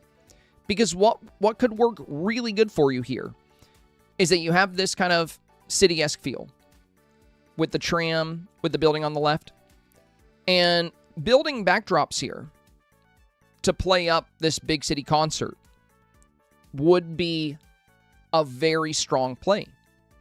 But you've taken that opportunity away from yourself because you decided to build right up against the edge of the floating island. Never do that. Never build, unless there's something you absolutely have to use in a biome, I would not build close to the edge. So an example of this would be in Small Wonders. I'm going to build close to the edge here because I want to use this giant butterfly. So if there is a particular feature on your floating island that you want to highlight, then, you know, you can get close to it. Or if you're building near the water on a floating island and you want to use the water to decorate, but that's not really the edge because it's still decoratable space. But where you are, there is no decoratable space past this wall. Now, lucky for you, there is a rather easy fix. Since the Dreamlight Valley devs have been delivering us some great new features, one thing you can do is use the group select option. Oh my god, what was the goal just at? Was it 4165? I think that's what it was. Would somebody rewind and let me know if that's what it was? Because I'm adding Sunshine's direct dono, and I forgot the moment I cleared the goal, like what the number was. Right now, I just have it set to 5165. 5199. Okay.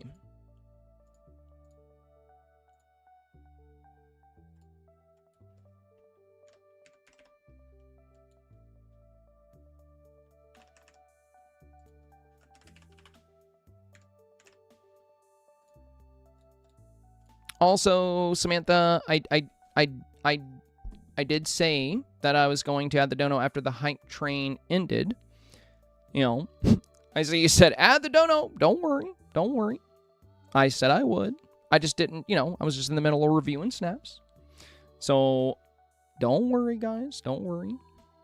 Like if like 10 minutes pass and I've moved on through like multiple snaps and I haven't done it, then yeah, you can remind me. But if it's been like 2 minutes since the hype train ended, or even 5, just give me a second. I'll do it. I'll do it.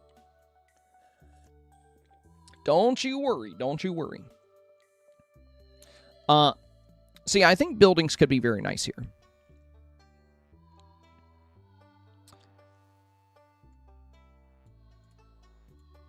Oh yeah, I was responding to the add the dono LOL.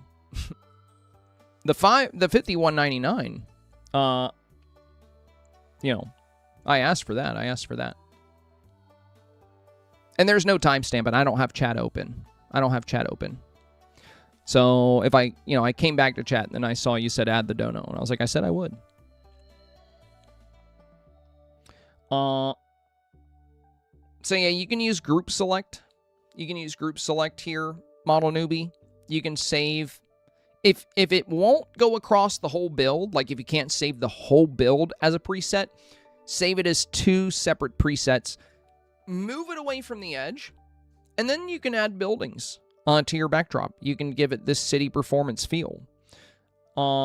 If you don't do that, you know, you can just have the trees in the back if you want. But I do think you have an opportunity for some fun buildings here, like Remy's restaurant, you know, or not Remy's restaurant because you're on a floating island, but like Remy's house. Some of the city-esque star bathhouses like Tony's restaurant. Mike and Sully's apartment, Mike and Sully's house.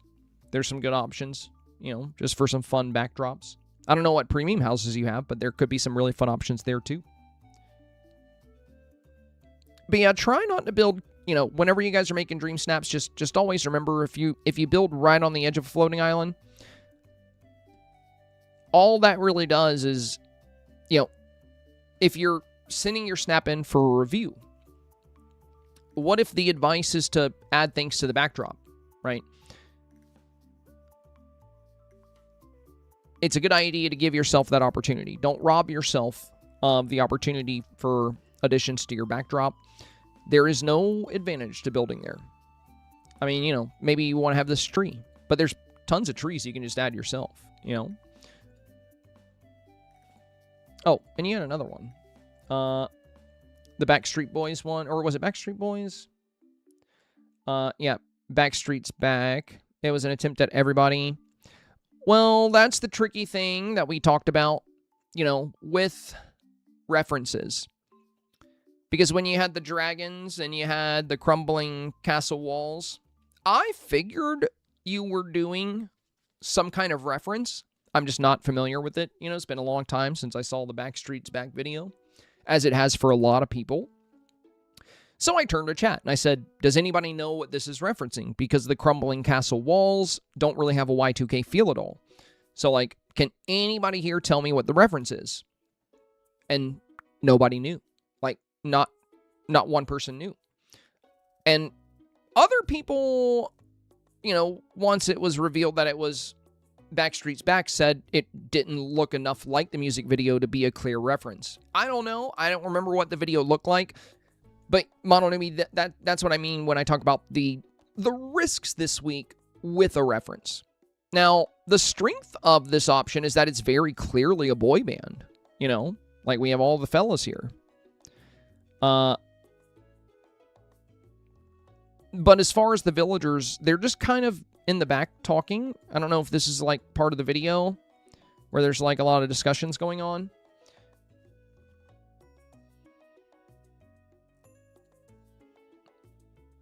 I do think this is kind of a safer direction because you don't really need to get a particular reference to understand this one.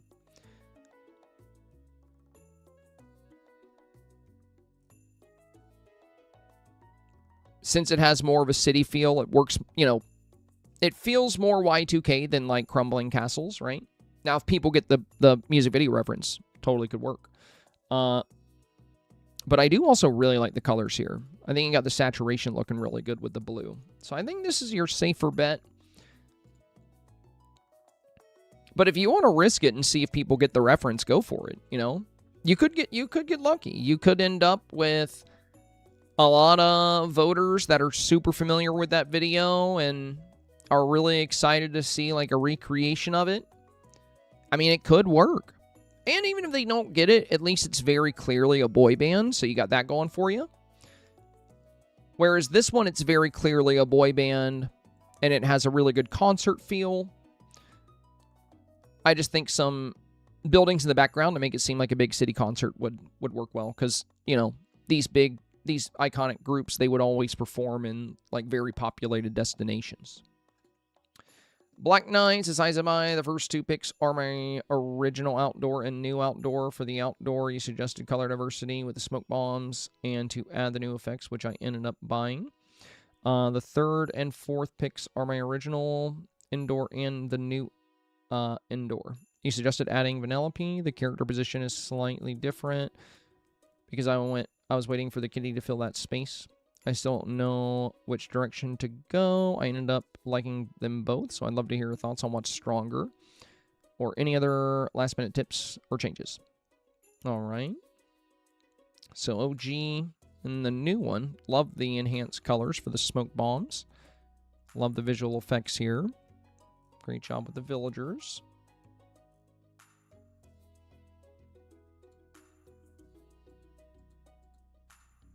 Yeah, Vanellope is really fun. The kitty is in a bit of a better position for this one.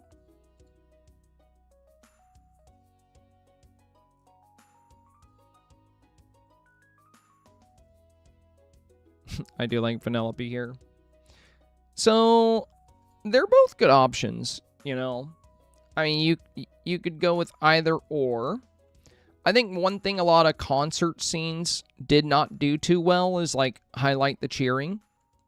There's a lot of concert scenes that, you know, where they used people, it didn't really feel like a crowd that was, like, you know, cheering at a venue. But I think you kind of nailed that with, like, Mulan jumping up and Moana and, you know, the waves and like, Eric laughing. You got some great villager poses here. And I love Aladdin on the drums. He looks really good here. Ariel looks great. Avatar looks great. It's a very good... And you really highlighted the billboard well here, too. So... Oh, yeah, that's something Model Noob you can consider as well, the billboards. Like, this plays really well into, like, the boy band concert kind of idea as well. This one's in the vault.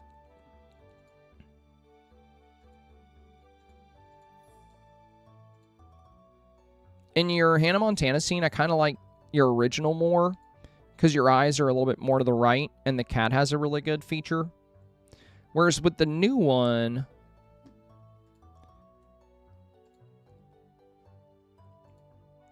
she's not quite as cute with the eyes facing directly towards the camera, and the cat's not in the same great position. If everything was the same as it is here and Vanellope was here, I think it would be wonderful, but I'd still go with this one if you go with the Hannah Montana scene. They're both very strong. For the Hannah Montana scenes, I haven't seen very many of them that had very good light casting and very good colors like this. The fact that you have this great light casting at the top, the red hanging lantern back here, you're highlighting like all the Hannah Montana items, and even the mannequin with like the different outfit style and the hanging orbs. It's just a really fun photo. It's a very, very solid Hannah Montana interior build, and I think it would have a great shot at 4K. Concert scenes, I feel like, are a little bit more common this week, but this is also a great concert scene. Like I said, you did a great job capturing the villagers. As far as which one is more competitive, there's no way to know that, really, because it's going to kind of be determined by what kind of voters you get. Some people might like concert builds more. Some people might be huge Hannah Montana stans, and maybe they'll be like, oh my god, I love Hannah Montana snaps, I want to vote for these. We don't really have data on that. We don't know the percentage of people that prefer snaps like this over snaps like this. And they're both equally good. Like, this is a great concert snap. This is a great Hannah Montana snap. I will say, I've seen a lot of concert snaps that are just as good as this. But I haven't seen many Hannah Montana scenes that are as good as this. So, you know, take that for what you will. I think that's worth considering. I think it'll be a good standout Hannah Montana scene if you decide to go with it. But both are great options. Bethany said, hello, Sabai. Again, thank you for always being understanding to me and helping me get better in snaps. You don't know how much your help and support means to me and my mom. Your advice was to work on balancing my indoor snap as well as working on the light. I don't have the lighting orbs that everyone else does, so I used what I can. But thank you for all the help anyway. I also updated my outdoor snap, like you said. That is my more competitive one. But I really want to work on my indoor one and get better at it. The first two photos are the originals of the indoor and outdoor. Then the others are my updated snaps to indoor. The only difference is the pose of the avatar. Thanks for all you do. You're amazing. Oh, thank you, my friend. Thank you. So originals here. And the orbs everyone's using, those are a Scrooge shop item. So I would just highly recommend making sure you check your Scrooge shop daily until you get most of the Scrooge items, because you never know what's going to come up in a Dreamsnap challenge that's going to be super useful. And these orb lights in particular have made an appearance in a lot of snaps. They are a really phenomenal item. They are fantastic. They're so good because they hang off the ceiling a bit, and they can add some great colors to different snaps. I've used them in multiple snaps myself. I mean, maybe somebody here has them in their Scrooge shop today. If anybody's checked their Scrooge shop and they have those orb lights, let us know in chat. Maybe Bethany can come by and get them. That would be awesome. I think that would be super helpful for her. So yeah, let me know if anybody has those.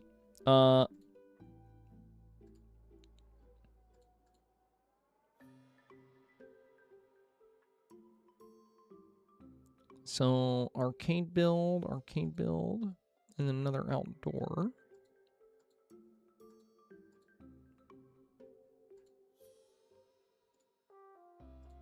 So this was the original outdoor, and this is the new one. Yeah, I think bringing out the visual effects here definitely helps. But your Star Sound stage was centered a little bit better in the original. You see how it's like perfectly in the middle, the building here? And then on this one, it's kind of shifted a little bit more to the left.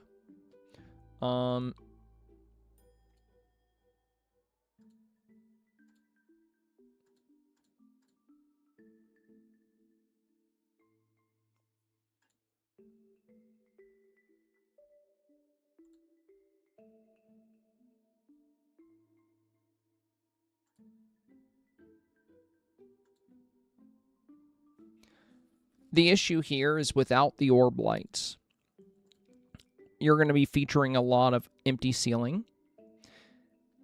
And when it comes to getting that room balance we discussed, you're almost there, but not quite. We still have a lot more wall on the left than we do on the right.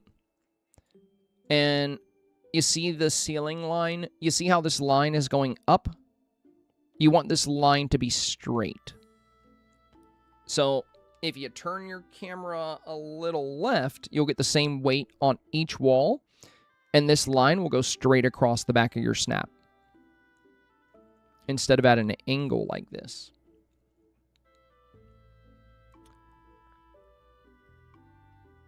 I also think it would be a great idea to highlight the Dance Dance Revolution machine like you did in your first snap. You know, you see how it's like really close here? I think you kind of kept it where it was, but if the DDR machine was right here and we had some villagers dancing on it, then we could bring the avatar a little bit closer. I think for your indoor scene, your original is stronger than the new ones. Your original snap is stronger. Because the new one, we see a lot of empty ceiling, which is not the direction we want to go. So the orb lights or any other kind of lights can be good. Or if you don't have something to fill your ceiling, you can tilt your camera. An example of this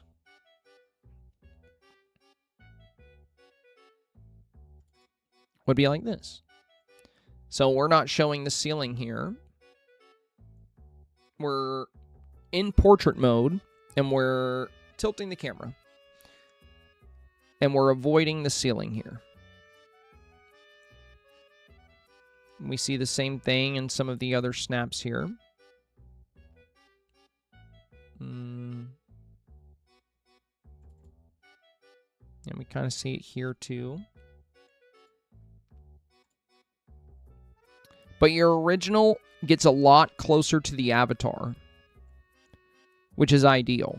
You know, the fashion of the avatar is going to play very heavily with Y2K, and the DDR machine is going to play very heavily into Y2K, and your original features both of them very well.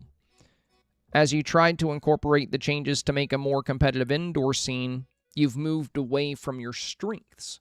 So you could still be a lot closer to the camera. You can also enhance your character lighting a little bit. And I would not have kept one of the most crucial machines back here and had it blocked by mini. You know, you could, I would definitely make this more of a main feature over air hockey. So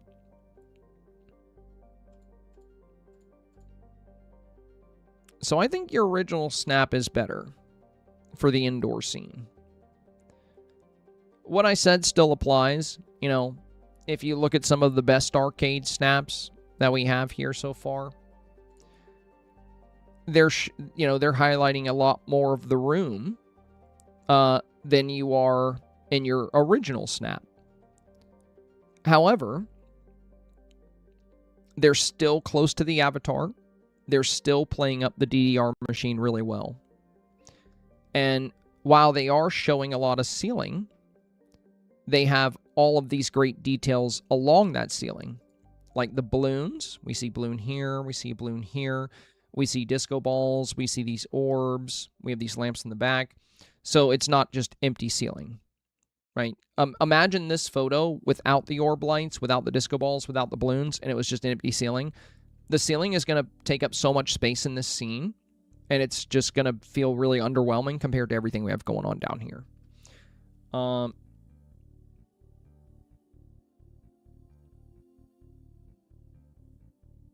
Another thing to consider, in your original, you know, you had that 3 of Hearts rug. It's like a white and red 3 of Hearts card. Adds a lot of white to the base of your scene. The challenge mentioned building a colorful, energetic scene. So when it comes to colorful, look at these inside-out rugs. You know, another Scrooge shop item. Look at all the colors they have. they feel very arcade-centric. So these inside-out rugs are going to work really well here.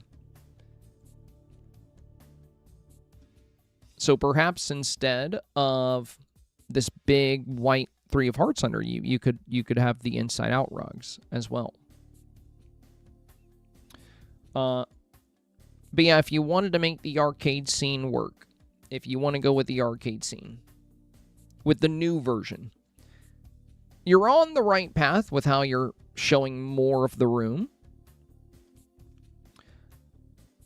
But what you could do here is still, you could still be close to the camera. You could feature the Dance Dance Revolution machine a lot more prominently because that's going to tie in. It's one of the best looking arcade machines in the game, and it ties into Y2K very well. And if you don't have the orbs or a way to fill out the ceiling, you could, you could slightly pan the camera down. You don't have to hide the ceiling completely, but you can just show a little bit less of it. You can show a little bit less. That's going to help you there. But again,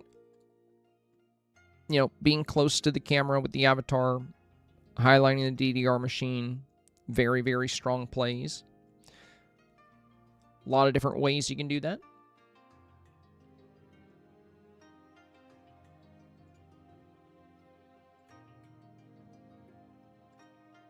And for the revisions on your outdoor scene, you did great bringing in Vanellope, but you've changed the angle. You see how, this path was going straight back in your original. And this Star Sound house was right at the middle. Now it's more to the left, and this path is going diagonal. So we've kind of traded, what I would recommend for you, Bethany, I think what would work very well is when you're revising your snap, when you're making changes, you already have the photo uploaded on Discord, so it's probably saved to your phone. If not, save it to your phone from the Discord. And when you're applying changes, look at your original photo and try not to change anything about it other than the small critiques and fixes we're discussing. So you didn't really want to change the angle here. You had a great lineup of the path. You had a great centerpiece.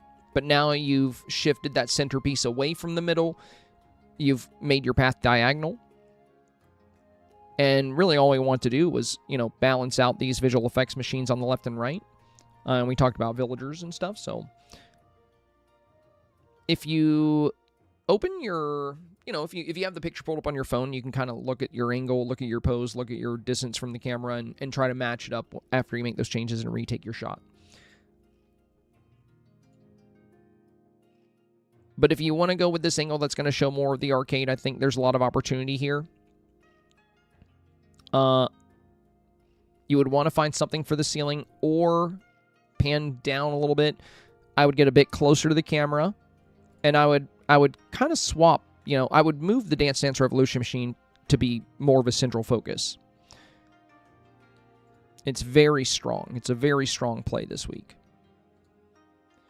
Cozy Pixel Girly, you suggested putting the sun behind the camera. I totally had thought that when I did my build that the sun was behind the camera. I centered the Star Sound build in the middle of my photo and overall improved the lighting. Hope this is better. The first photo is my original. All right, so the main thing we saw with this one, we have these 2,000 blocks floating here. But you see how dark they are? In fact, everything is dark except for the character lighting, the visual effects, and the smoke bombs. And that tells us that, we don't have the sun behind the camera, so we're not getting good lighting on these effects. Now, in the new one, looks like we do have a bit more lighting coming in here. We can see the 2000s blocks a lot better than we could yesterday.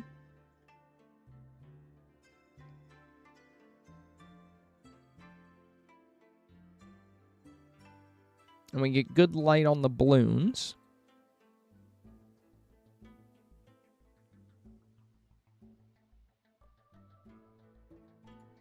They still seem a little dark. Compared to ones like Sunshine's. But but they're definitely a lot more visible here. I think overall you have a lot better lighting. I also like that you got some extra colors in from the smoke bombs here. Very nice. Overall, solid improvements, Cozy. Solid improvements. I think this will be more competitive than your original.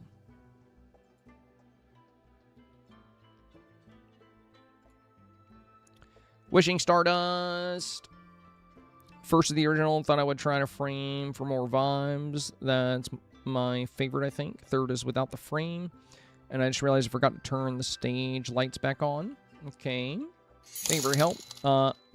Hey, Model Newbie. Thank you, my friend. Thank you. Model Newbie said, just found out this will likely be my last stream/review. Unfortunately, this special project on for work isn't getting extended like we thought. It's been a blast. Learned a lot. I'll be about on Discord and Facebook.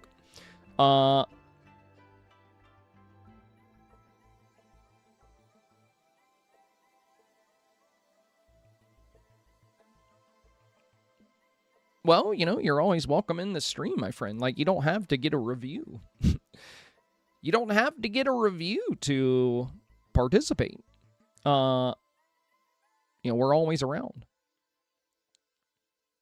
So, yeah, if you're, like, you know, out of work, you can drop by anytime you want.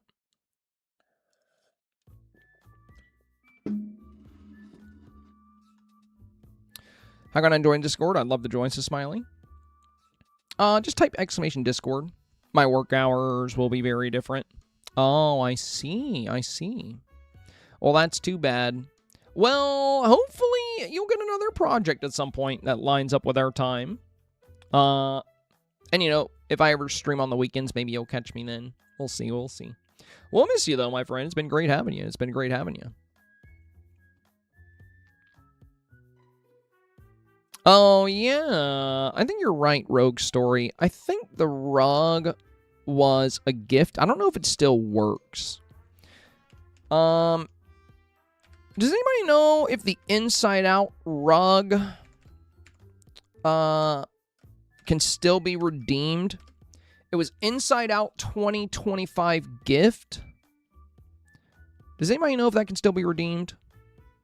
No, it worked for me like only for like a week. I missed it.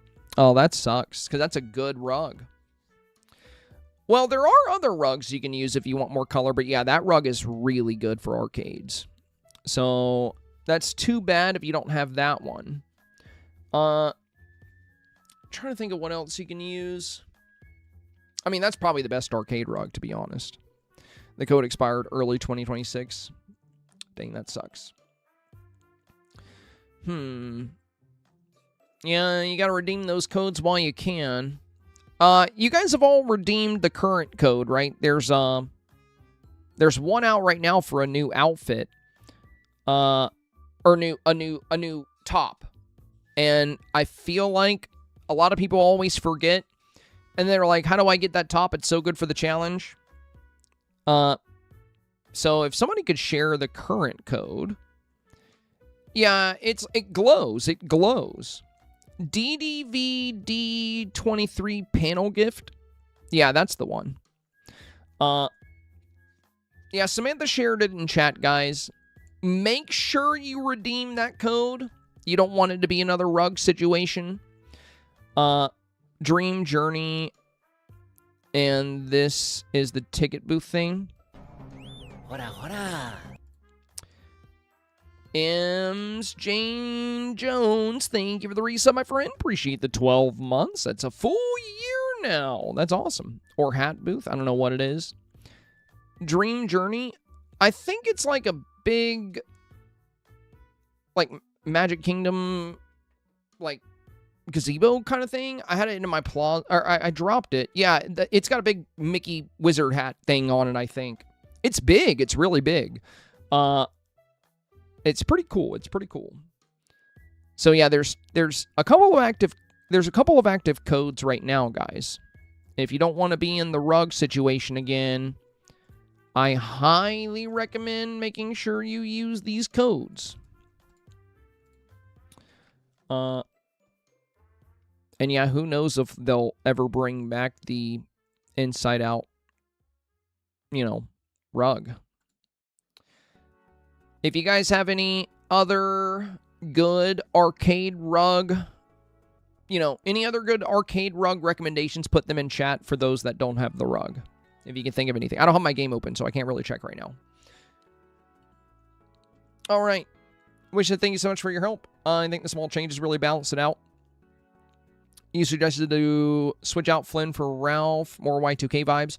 I did adjust the pose, as you were recommending, for some of the others using the wink, because it was pretty static looking for a live concert. I also added Vanellope's groove to the left to fill in some empty space versus the original. Okay. So original here. Yeah, I think the wink, it definitely has more of a live performance feel. So if you have a, since you have a mic in front of you, I think this is definitely the way to go. I do love the mic here too. Because, we have the music and, the drums back here. But I love the backdrop. I love the backdrop here. Very fun. So one with the frame, one without. Both are going to be really good. I really like the colors in both of these. Even with the frame, your colors really still come through really well. So, pros and cons to this camera frame, right? On the downside, it makes your picture slightly less colorful. And it puts these little, kind of scraggly lines in it. On the positive side, it gives it more of a Y2K feel, and that's good. That's a good thing. But voters do love color. So I'd say both of these are great options. They're both great options. I love the way you set up the villagers here. I think this looks great. You got a great job with the crowds. And yeah, with or without the frame is totally fine. If you want to play up the Y2K vibes even more, what I do love about your photo is it does have a great spot for the little recording icon. Whereas this one, we just get some nice bold colors here.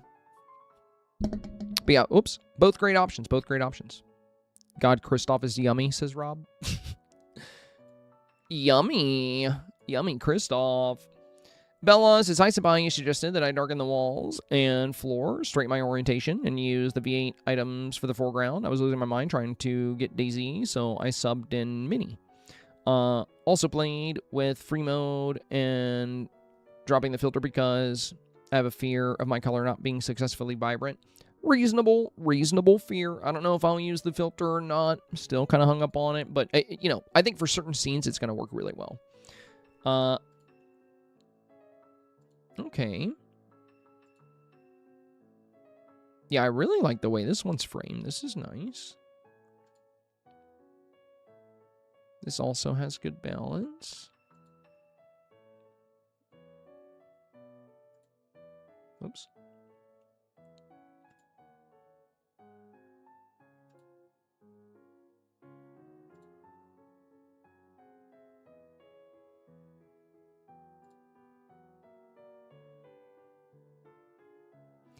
This one is probably the best. The disco balls are really fun for the concert vibes. And I know you don't need the windows behind these, but what if you took, got a couple more of these big stars from Scrooge if you don't have extras, and you put a star here and a star here? What if we just, added a little bit more detail behind these lights? So I think you're on the right path with this one. And if you do add another gold star here and another big gold star here, my other recommendation would be, once again, you got a little, you're not quite lined up. So look on your left side. You see all the space between the disco ball and the wall?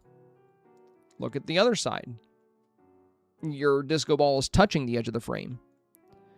And if we look at this last light, we see a lot of space between the last light and the edge of the frame. And over here, barely any space between the last light and the edge of the frame.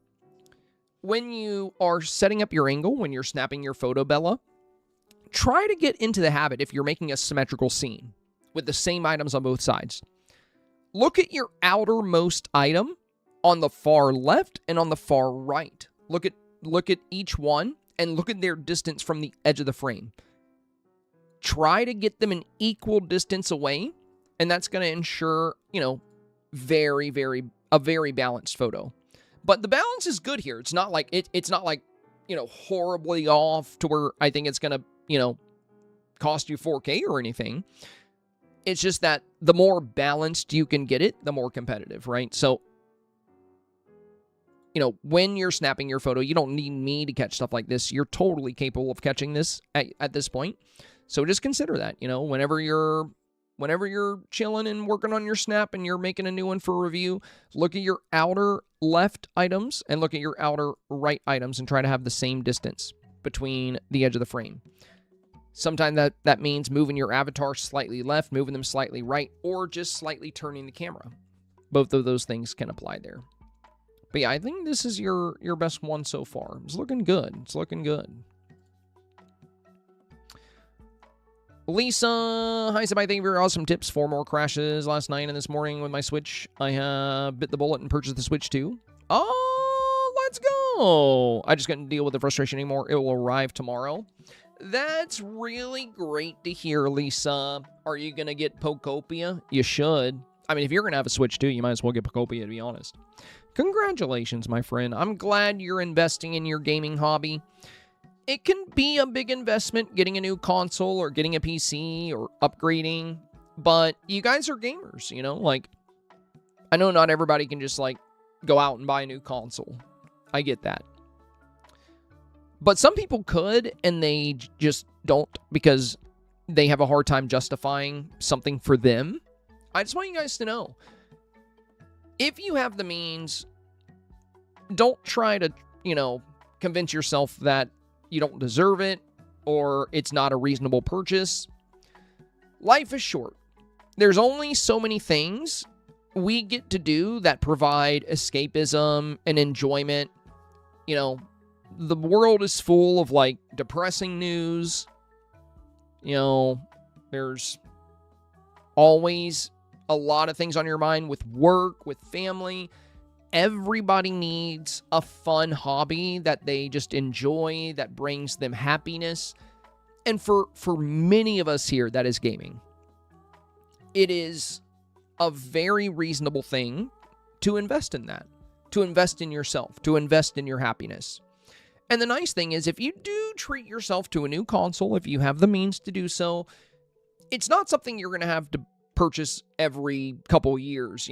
When you get a next-gen console like the Switch 2, or when you get a PC, or when you get a PS5, you're going to be up to date for many years. You're going to be in good shape for many years. Switch 2 just came out, It hasn't, I don't even think it's been out a full year yet. Has it been a full year?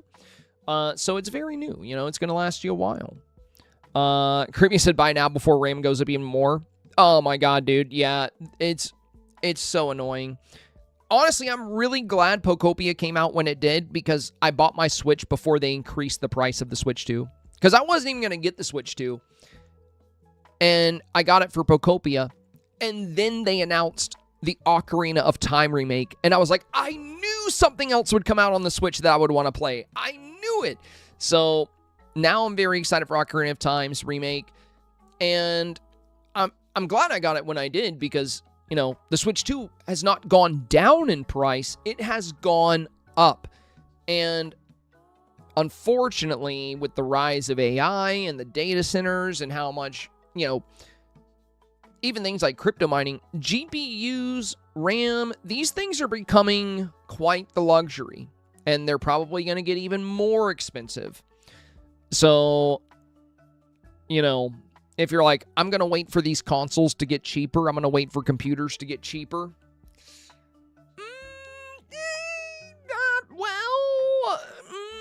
That might not happen. That might not happen for a while. Might not happen for a while. So just be careful there. Switch 2 is going up $50 on September 1st. Oh, it hasn't gone up yet? How much does it cost right now for the Switch 2? Yeah, maybe you bought it. Yeah, you might have got it before the price went up. How much does Switch 2 cost?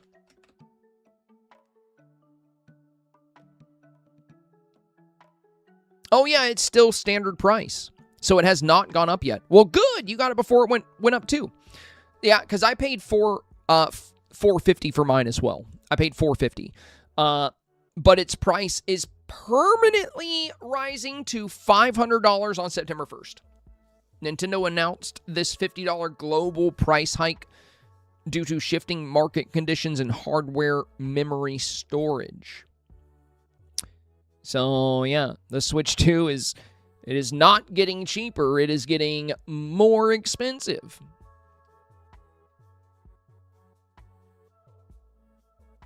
Guys, I love this. I love this every time I talk about something being $450 or $50. Guys, I'm in the US. I'm talking about US dollars. It's not more expensive in Canada. It's the same price, guys. Your currency has a different value. Your minimum wage is way higher than ours in terms of numbers, but not in terms of economic value. We're relatively close to the same. It's kind of like things aren't cheaper in the UK. So in the UK, they have pounds, and the pound is actually worth more than the US dollar. So in the UK, the Switch costs less than the number of $450, but it's the same price. Like if you took $450 US dollars and converted them into pounds, it would be the price of the Switch 2. And it's the same thing for Canada, for CAD. You guys in Canada are not getting gypped. It's not like everything is more expensive in Canada. Nintendo set a global price, guys. It's a global price. It's the same cost. Its currencies have different values. That's the thing. Currencies have different values.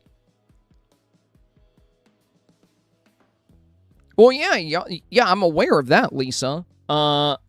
It's the same thing in California. It all depends. It's supply and demand when it comes to houses. A cheap house, like a literal shoebox in some parts of California, is like $1 million. Now, in less populated places, you're talking about Toronto, everything's expensive because you're in Toronto. That's Toronto you're talking about. Supply and demand. You have a ton of people in need of housing and not a lot of houses. It's just supply and demand. It's the same thing here in the U.S. If you buy a house in the middle of bumfrick nowhere next to the cow field, yeah, you can probably get like a nice 2-story house with a garage for like maybe $250,000, $300,000, if you're in the middle of absolute nowhere. But try to do the same thing in New York. Try to do the same thing in California. It's going to be over $1 million USD. My whole point, guys, is whenever I talk about the price of things, I'm in the US, so I'm using US dollars when I discuss price. When I say the number 450, and then you see your number and it's 630, that doesn't mean it's more expensive for you. My 450 is worth your 630. That's the thing. It's the US dollar is worth a lot more than the Canadian dollar. Just like the pound in the UK is worth a lot more than the dollar. I think each pound is worth like $1.3. So I've never once been like, oh my God, people in the UK are so lucky. Everything's cheaper over there. Because I know that's not the case. That's not true. It's the same price. Nintendo sets a global price. So they'll look at each currency and what that currency is physically worth. And also, if your currency is worth less, typically that means you have a much higher minimum wage, usually higher salaries. So the salary for somebody working in Canada, it's going to be a higher number if it's the same job for somebody in the US. So the same job in Canada as in the US could pay a salary of 60,000 CAD per year. But that same job in the US is going to pay 45,000 USD per year. Now, the truth is, even though the number is much higher in Canada, you're actually being paid the same thing. You're being paid the same amount.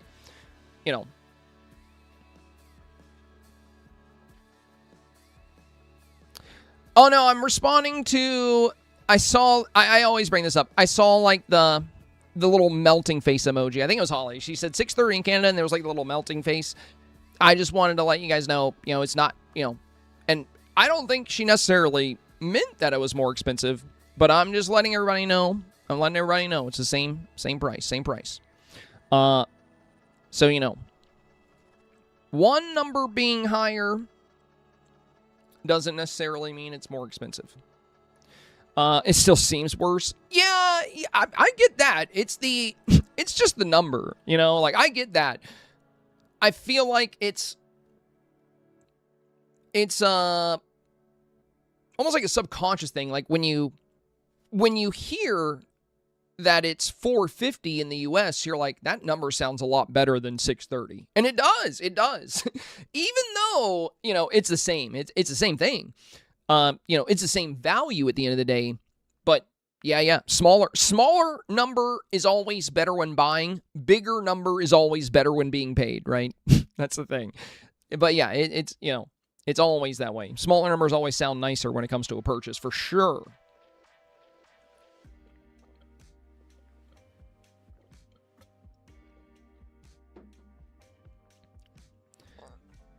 You guys, a fruit fly just flew up my nose. I hate it when that happens. Oh my God, Rob.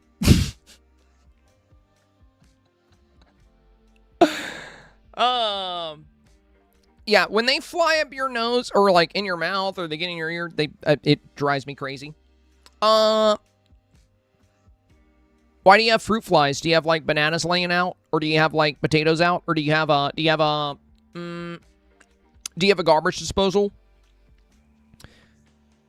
If you got fruit flies, if you take a little bit of apple cider vinegar, put it in a bowl, and put a couple of drops of dish soap in there, it'll kill them.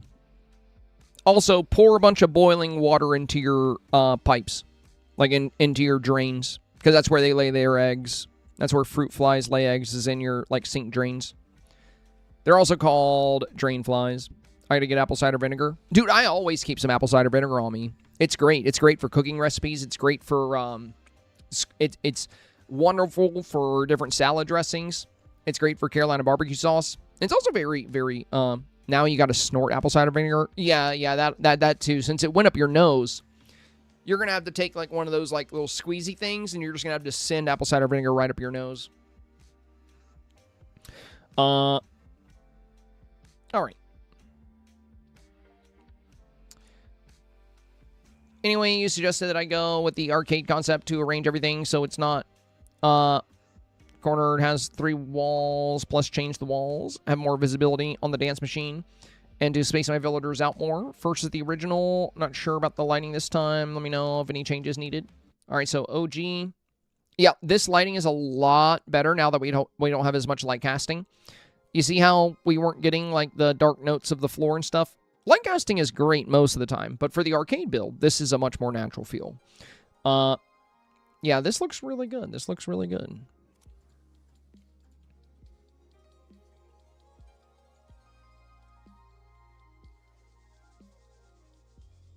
I mean, I do think you could set the dance machine kind of just facing the camera if you wanted to. You can angle it as well. Oh, and by the way, I know we were talking about rugs for arcades. This new visual effect item can also be good on the ground, kind of like you see here. I think it looks good there. But yeah, this is a lot stronger than your original, I would say. This has a much, more natural arcade feel. And you got nice and close to the avatar. You got a great scene right here at the front with sadness. That's fantastic. You got some great animation here with the DDR machine. I think I like Merlin more here. But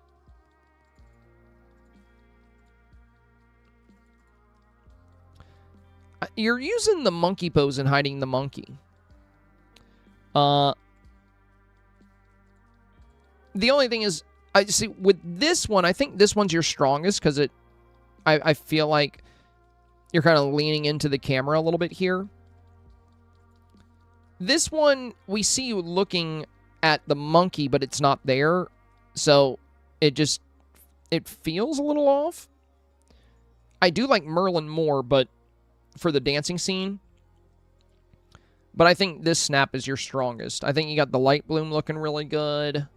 Sadness looks great here. Stitch looks great here. And I like that you're kind of looking towards the camera. Whereas here, when you have the arm here, you're looking towards the monkey, but we have no monkey. And here, too, you know, you're kind of looking off to the side. So I would say this one's got your best pose. The lighting is really nice, and I think you've captured the arcade really well.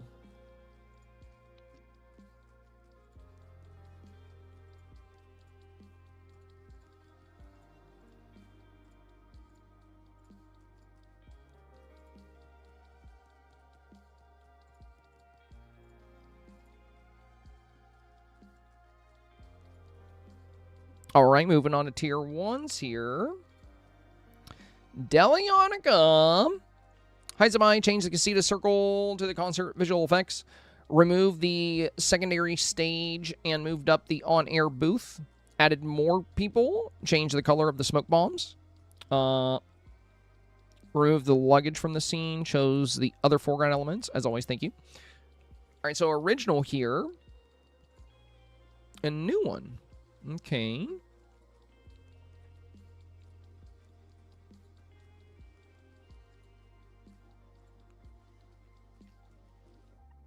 So I'd say this is looking really good, Delionica. Only minor thing is that it is a little, like maybe a tiny bit overwhelmingly bright. Maybe just by a small margin.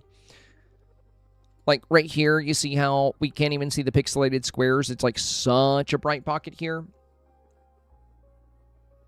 So what you can do is, if you go to light bloom and set it to 1%, it'll neutralize it a little bit. But that could be worth doing just to tone down the lighting. I love the pose here. I think this is fantastic with the microphone here. And I like the on-air item here. Now, if you captured the music note in a different place, we can probably read the on-air. I think that could be fun. But yeah, overall, I would say it's a solid improvement. But I would try to neutralize. It might be because you're layering a couple of these together. And they're kind of stacking, and you're getting like a lot of light elements compiling together here. So just be wary of that. You know, you don't want it to feel overwhelmingly bright. So maybe what you can do is space them out a little bit.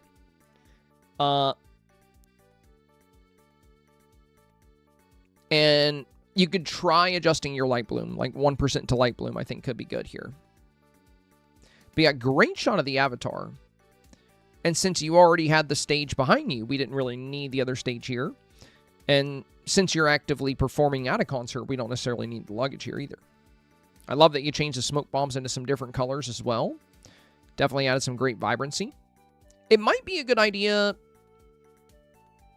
since, you know, you have blue down here, and we have the blue here, and there's like a lot of blue in the pixels. It might be a good idea to maybe do green on this smoke bomb just to give some diversity to the color. Unless you want to do blue to match with the blue. But one thing I would recommend is the same color on both sides of this stage. You see how you have the stage back here? So if you're going to do blue here, might be a good idea to have blue on the left of the stage and blue on the right of the stage. It'll just help balance out the photo really well. Or you could go yellow on the left, yellow on the right, and then blue on the outside. But yeah, this is looking really good so far. I think it has some good potential. Amanda, your suggestions are move a bit closer, so the avatar would be the divider for the split scene. Add in something to the bottom right corner. You suggest a Vanellope. Switch the asphalt to the brick path from the Perfect Romance Star path. I also added a little bit of sparkle just because I felt like it was lacking in my original. I would love to hear your thoughts on what could make this more competitive. Thank you again for your time. First of the OG. All right, so original here and new one here. Okay, great job becoming the divider between the two environments. I think this is exactly what I was talking about. So by moving your avatar up, now we don't see one scene ending and just, it doesn't feel like a room built next to a venue. Now it feels like two completely different environments. And And yeah, I love the visual effects here. Vanellope is nice. What could be nice to help fill out this foreground a tiny bit more would be the V8 gas station fragment. You know, that golden star thing that we've been showing a lot today. This item right here. Wait, you can't see it because I'm blocking it. This guy. This little guy right here. It's a fragment you can get from time bending, and it could look really good in this corner just to help fill it out, you know. And it's a little star, so it'll play well with the stars built into the marquee. Room looks really good, and you've done a great job dividing the scene. Very well done. You did great with the advice. Jedi Lauren. I love this new snap. So Jedi had an outdoor arcade. And I said, you know, my main thing was, if you want to go with this, you totally can. You can save it to your gallery. But try an indoor one. Just give it a try, because you might really like it, and I think they can really shine indoors. So she did, and look at what she came up with. I have used this snap as an example for arcade snaps pretty much all day. So, pointless to say, I think this is very strong. I think this is very likely for 4K. The ceiling is very well done with the orb lights, the disco balls. We get these great music notes. We get loads of great storytelling. We have these phenomenal rugs here. Just such a good arcade feel, such a good Y2K feel. This is just so strong. The original was good. You know, I don't think this was a bad snap. I think this had potential for 4K for sure. But look at the difference between these two. You know, like, I feel like this one really makes one of the biggest Y2K arcade crazes the center focus. I think it highlights the Avatar's outfit really well, and it just really delivers on that arcade feel. So, thankfully, Jedi also really likes the new one. She said, I made an indoor arcade as suggested. I'm very super happy with it, she says. Thank you for the push. I started one before making the outdoor one and just couldn't get good placement. Glad I played with it more. I'm glad you did too, because this turned out really good. This is one of my favorite arcade builds I've seen so far. I think you just did a phenomenal job with this. Your first snap had a great shot at 4K, but I think this has an extremely high likelihood of 4K. Very well done. Ginger Snap. First is the original, second is the new. Your feedback. Thank you for the feedback. You were right on the original. It was rushed. I rebuilt, and I like the new one much better. Excited to hear your thoughts. Thank you again for the review.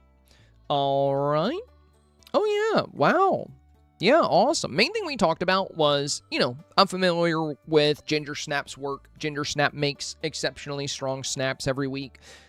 And this one just wasn't quite up to her usual work. You know, I could see, you know, the background felt a little empty. Not as much detail. But yeah, here we see some great storytelling. We get some great diversity in the backdrop, some great color smoke bombs behind you, the visual effects. Now, I will say, if you want these visual effects to be really impactful, Ginger, if you put them over top of a dark texture, the colors stand out really well from the visual effects. So that's my only recommendation for the new one. You can kind of see here over top the dark brick, you see how crisp the squares come in, and, you know, all the colors like really show, you know, really well here when you have it over top a darker path as opposed to like the candy path. It kind of the pinks definitely blend into the pink squares. And it's just not quite as impactful because these music lines are also pink. So if we're layering that on top of a pink and white path, they can get kind of lost in the color. So if you did a bit of a darker stage, you can use the worn brick from the Perfect Romance Star Path, or, you know, some kind of rugs if you wanted to. Or no, you can't use. I don't think you can put this on top of rugs. Well, you can, but I think it has to be like on the edge of the rug. Then it kind of goes over it a little bit. But yeah, I would just do paving. I like the little dance machine over here too. I mean, kind of mixing arcade and concert, but it's fun. And also, it just highlights dancing at a performance. So yeah, very solid, very solid. So yeah, only advice here would be to consider... Oh, and these spirit water curtains, if you interact with them, they change colors, by the way. So if you want to keep them blue, go for it. But there's some really fun colors you can use there.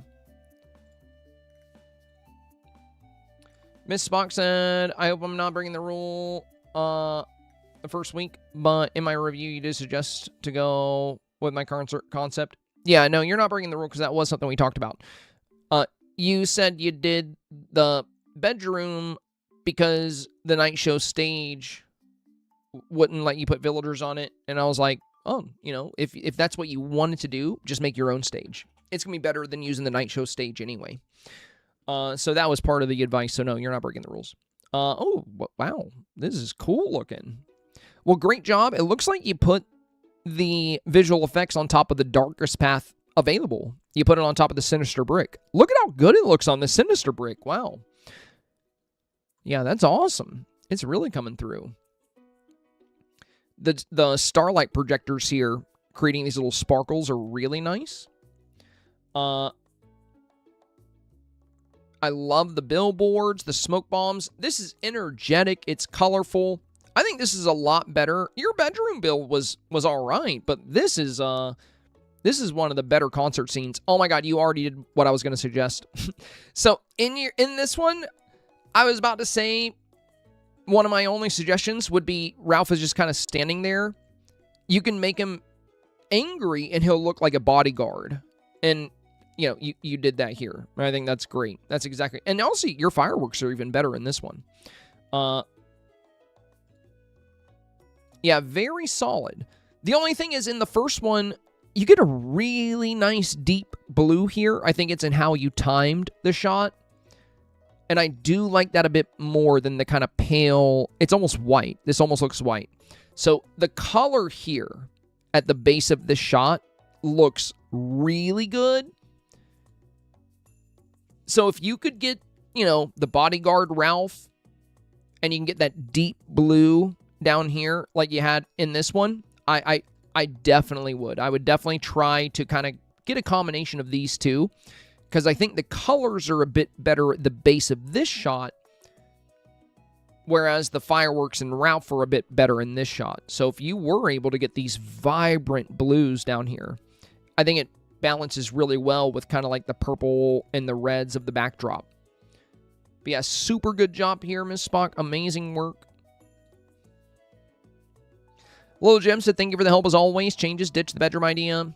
Either red carpet, meet and greet, or concert from the stage perspective. Okay, so we had bedroom here, and...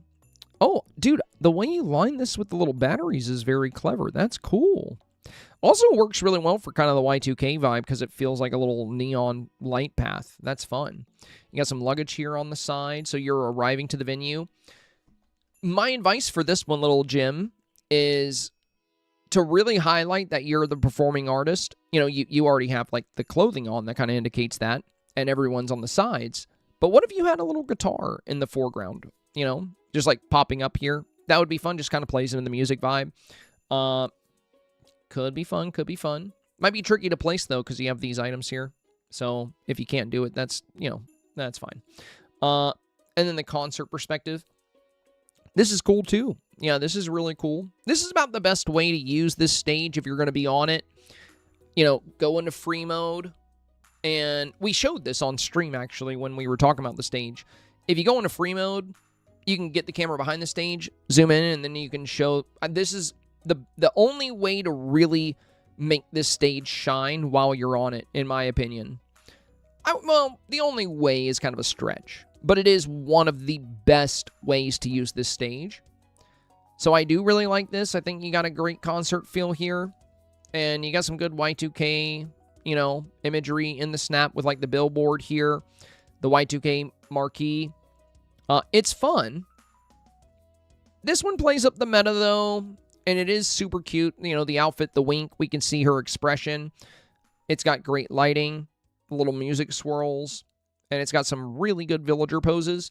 One thing that could be good to include would be bodyguard Ralph, right? So you're a superstar, and you're at a meet and greet. You're world famous, right? Everybody knows who you are. So don't you think it would be a good idea to have Ralph in his tuxedo kind of behind you? Even if he's, like, really far behind you, but just have him, like, lurking, like, looking angry. He'd be your bodyguard. It could be a great element of storytelling for your meet and greet scene. And, you know, you can also add the guitar. But, yeah, both of these could be good options. This one, we have, you know, I have one with Angry Ralph with more blue than pink already. It's not as crisp, though. Thank you. All right. Well, I would say, and thank you for the bits, Miss Spock. Less than 500 bits to go here. Very nice.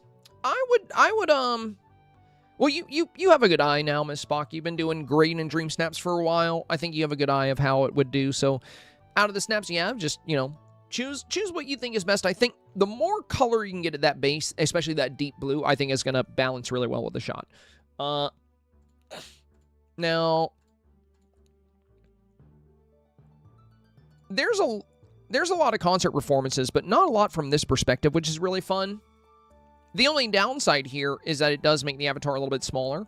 And, you know, when you highlight a lot of villagers, most of them don't really have as much of like a Y2K style, but you do have the Y2K marquee, which is great. Any of the billboard. This one sticks more towards the typical meta. You know, it has the sun behind the camera. It has the strong lighting. It's got the avatar up close. And it's also got a cute new pose. So, I think this one may be the safer of the two. But I would kind of have Ralph standing maybe right about back here. You know, doing the angry expression in his tuxedo. I think that could be super fun. And if you could include a guitar, kind of just coming into the foreground here or close to you, that could be fun too. This one still has a great shot at 4K. You know, when I say this, I think this one might be safer. I don't mean that it's, you know, that this one can't give 4K. This one's also super fun. It's a great perspective from the stage.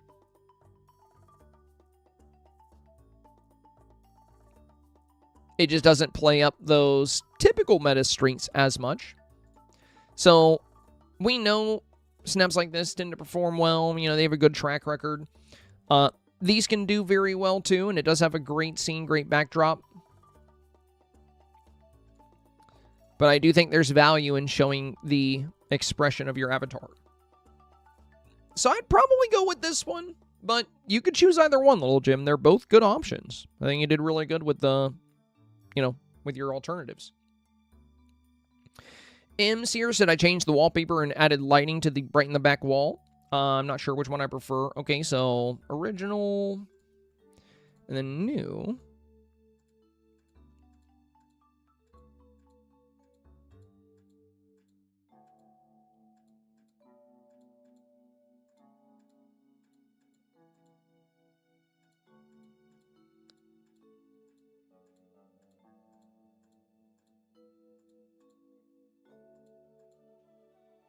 I do think there may be better walls to use. And I would also choose some kind of ceiling here. Like I would do something dark. A dark ceiling. Dark wood, perhaps. It's going to help break up some of these lighter colors. Now, in terms of indoor snaps, since you're not doing an arcade, I definitely think having the light casting is going to be super useful here. I do highly recommend having some light casting.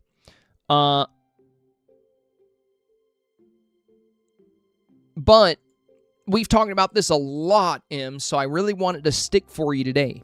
I really want this to set in. When it comes to casting light, and you guys have heard me say this a lot, but I think some of you often let it slip your mind in Dreamsnap creation. When it comes to casting light, it's not going to be as strong if you cast it onto a light surface.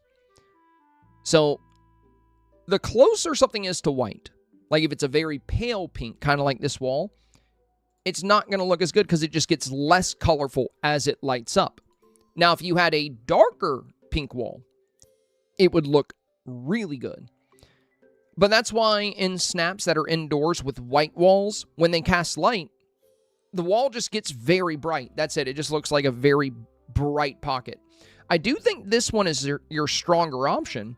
But luckily, you're not doing anything with villagers. You're not doing anything with pets. So it's only going to take you a couple seconds to, like, make tweaks to this. So, with the light casting, I think it would be a good idea to try to find a wall that's going to work for the Hannah Montana room that's, like, going to play a little bit better with the light casting. Alternatively, you could just pull that light away from the wall just a little bit. We showed you a good example for exactly what we were recommending. You know, we looked at Black Knight Snap here. So it's the ceiling here that's getting the most benefit from the light casting and the items. But you see how Black Knight doesn't have their lights like making the wall super bright? They don't have their since they're using this lighter wall, they're not putting lights right up against it. We have one light kind of up against the wall, but it's way back here buried just to draw attention to this item.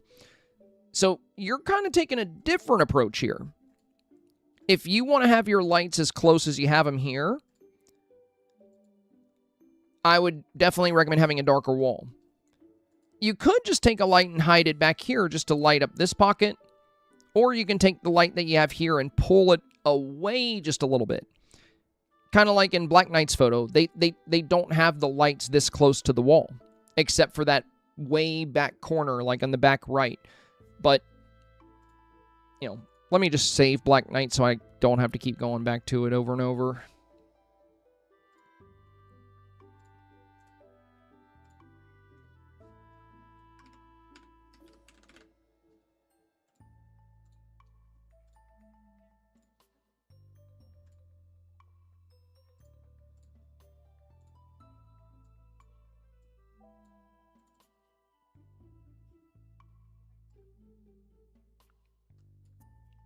And yeah, you don't necessarily have to use the exact same wallpaper that Black Knight is using.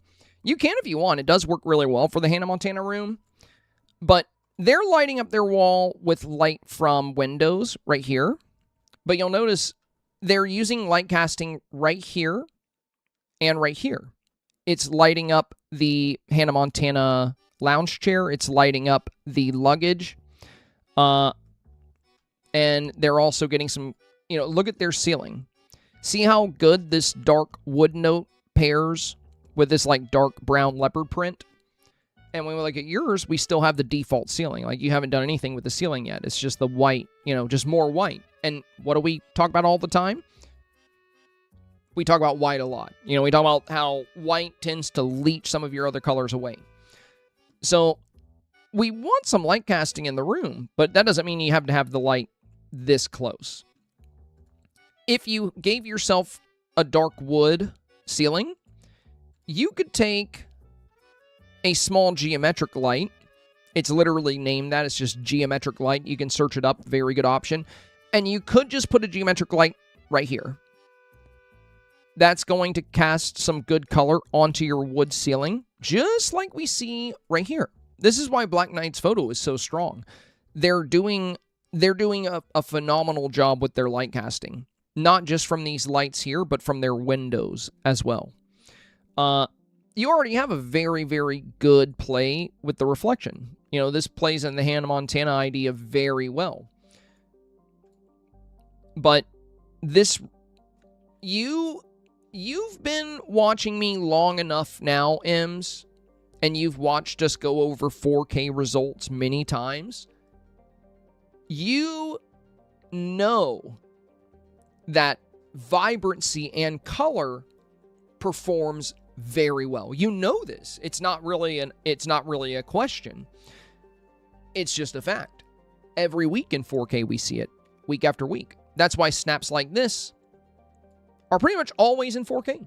You know, this is extremely likely for 4K because it's well lit, it's vibrant, it's on theme, it's well balanced. It checks all the boxes. It's very safe. It's also very easy to understand, right? So there's a lot of good things happening here. Now, this one, your original, look at how dark it is compared to this, right? Like, if these two pop up against each other, it's kind of funny with them right next to each other because it feels like we're in the same room because this thing just connects to itself. Anyway, look at the color and vibrancy here, and then look at the color and vibrancy here. The shot on the right has a really good wow factor with the reflection, but it's a very dull shot. The wallpaper with the, like, this kind of off gray squares. And the wall doesn't even look white here, it just looks gray because there's no light. So it's not a well-lit shot. And for indoor, that's going to be one of your biggest benefits. And again, the ceiling here. That attention to detail is super important. These things take seconds to address. You know, it's not like, oh, I got to rebuild my whole snap. No. These are like little touches you can make on your snap that can greatly boost its ability to successfully capture these votes. Now, I do like that you fixed the clipping of the Hannah Montana chair here. Looks like you moved it back so it doesn't clip. But look at how much more noticeable the Hannah Montana chair is. Like, the light hitting the chair looks really good. If you don't want your wall to get this bright, just take your light and pull it away from the wall a little bit. You'll still get great lighting on the chair. You'll still get great lighting on the guitar, great lighting on the rug. And, you know, if you want to have the light right up against the wall like this, you might want to pick like a darker pink wall or, you know, another type of wall. Big thing would be the ceiling here. You know, look at how, I'm not saying to use this light. It's too big for this pocket, okay? So what I would recommend, since you have a small pocket here, is the geometric light. And we don't even need to see it. You could kind of put it right up against the edge of this item, and then it would just be casting some warm light onto that wood ceiling here. And that nice brown is going to tie really well into this brown leopard print, as seen right here. That's just going to help, you know, because this is so much more vibrant. And it's so much more well lit, but at the same time, the light doesn't play as well with super pale walls and colors. So if you don't want to make the wall look too bright, just pull the light away a little bit. And mind your ceiling.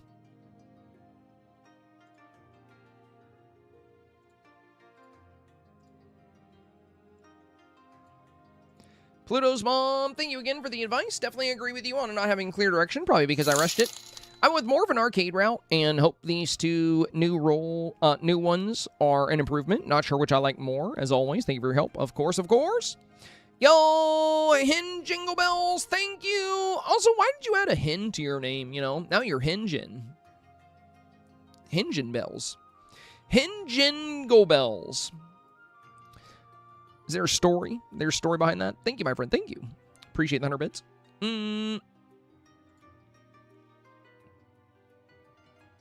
All right, so this was the original. So main thing we talked about was we got these arcade vibes in the back, and we have the on-air booth, but then we have like a bed and a piano. It's like bedroom in the front, arcade in the back. So we talked about going in a more refined direction. Yeah, this is looking good.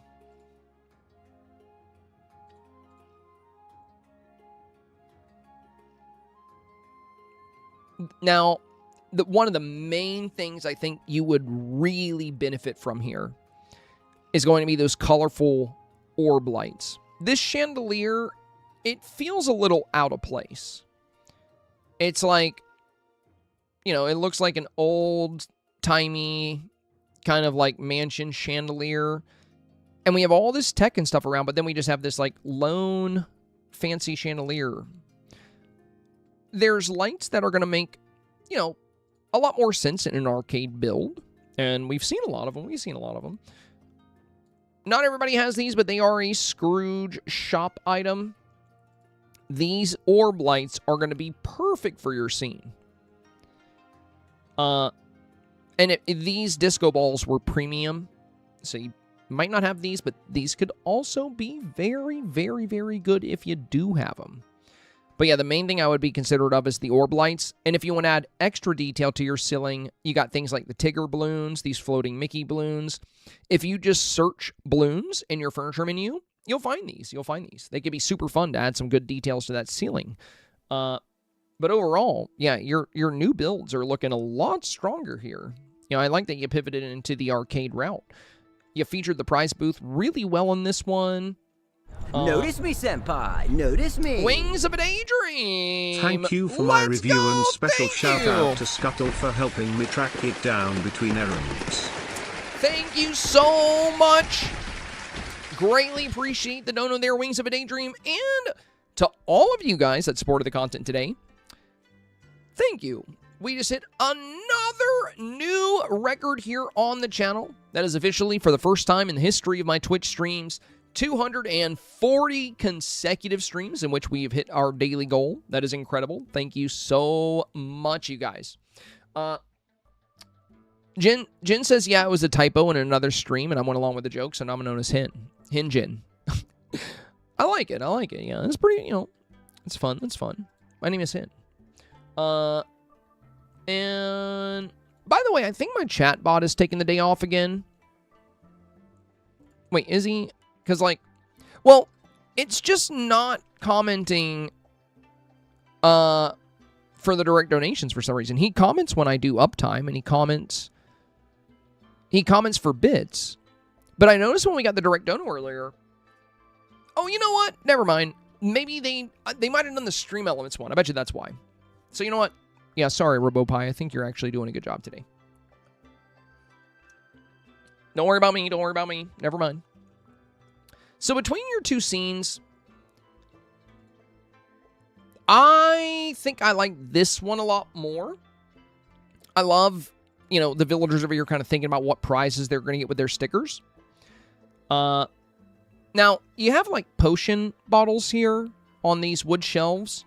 There's a much better option if you have it. I don't know how many of the Screwed Shop items you've unlocked. Let me see if it's in one of the other arcade snaps.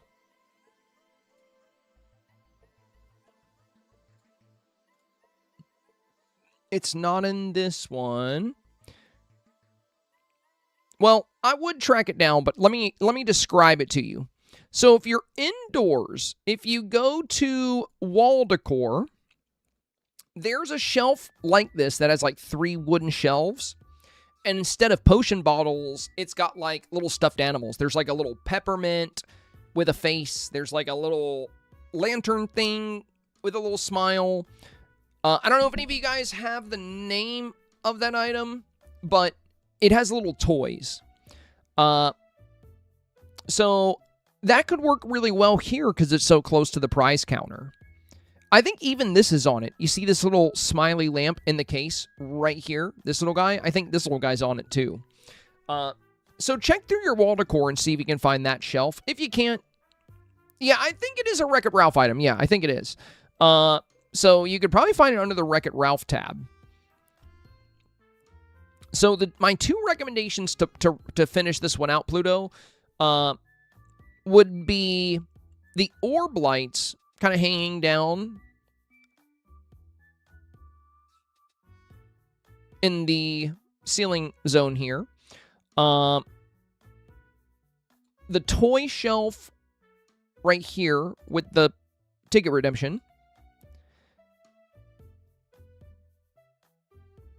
And Vanellope. I would have Vanellope right here. She could be cheering for you because you just, did the little bowling game. But you do have a nice little foreground spot right here. And Vanellope would be a great villager to have close to the front because she has pretty baggy attire. That's going to work really well for the Y2K vibes here. And if you were lucky enough to get that inside-out rug from the 2025 redemption, it could look really nice under the pool table or something. And since you have the pool table, I feel like you might have the rug. Because this was an old premium item from even before that. So, I know you've been playing long enough. Unless it came to your recommended, So Lee is next. He said my snap was on theme, but may find it hard next to a concert theme with more going on, so I changed my outfit and added more villagers. Hope this is an improvement. Thank you for all the help. Okay.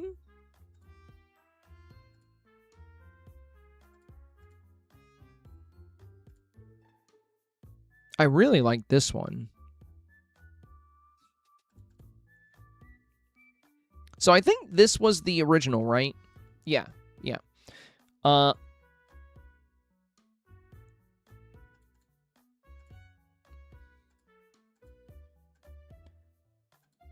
So between your options here, there's a few reasons I think this one is definitely the most competitive. The biggest one would be your pose. It actually looks like you're singing here. Your mouth is open, your hands extended. Since, you know, and you got Christoph playing on the guitar here. Since you have, like, you know, music and instruments. I also like Eric on the key synthesizer. That's really fun. This one is also really good. So I do really like this one, but I think this one might be your best bet because the pose is the best, and that's right at the front. We can still see Eric, you know, in front of the synthesizer, Jack on the drums with the flames in the back, Christoph jamming out over here. And then we see, like, you know, these smaller villagers dancing around you. Great way to fill in that space.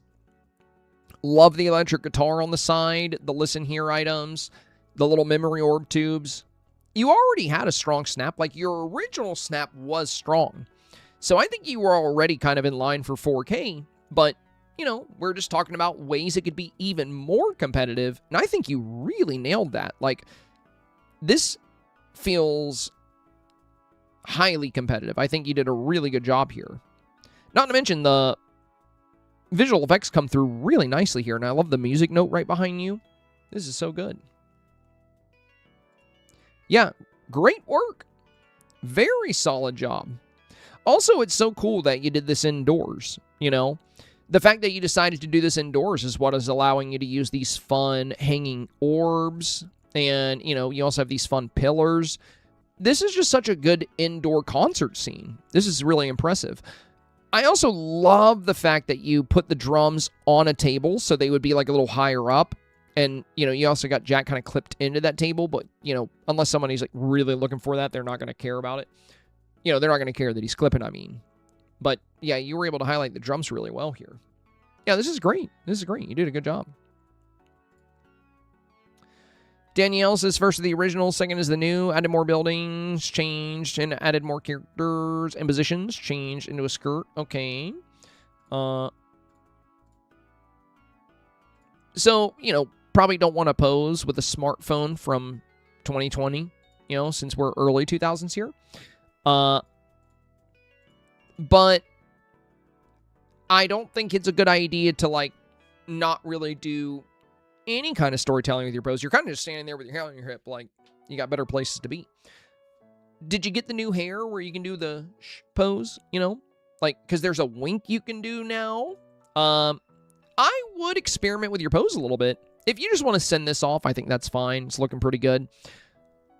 Another thing you can do is, I do think this visual effects item would look really great right here in the foreground with you, because then you'll get these music swirling notes at the front of your scene. I think that could be really fun to see. Overall,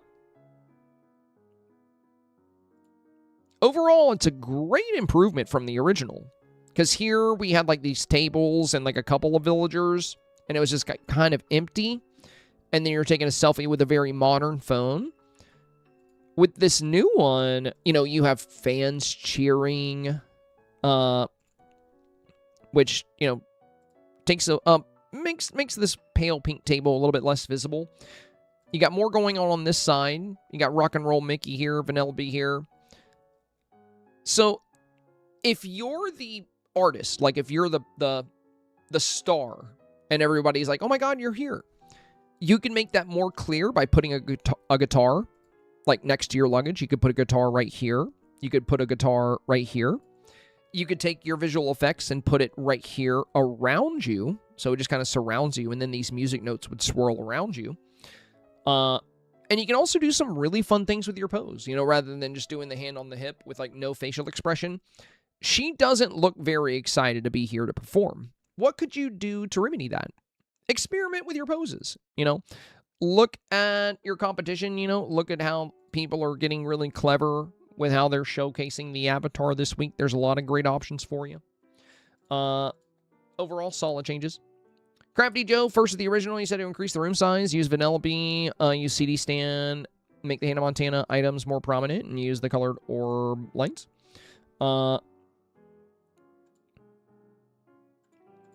Yeah, this is a great change up. I think you did a good job with the advice here. Yeah, the original, very small room, right? We have the walls kind of closed in here. And by expanding that, now you were able to give it even more of a room feel. You got a lot more detail and posters on the walls. Like, you see how the wall feels kind of empty here? Not to mention these lights are just creating some really big light flares in the original.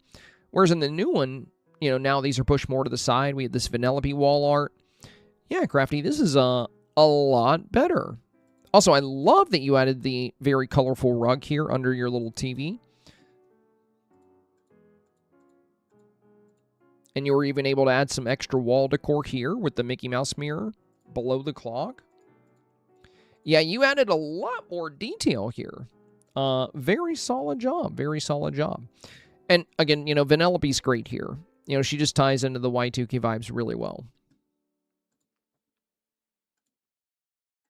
And yeah, I think the new lights are definitely a much stronger option here. You also nailed the balance. You have the exact same amount of wall on each side.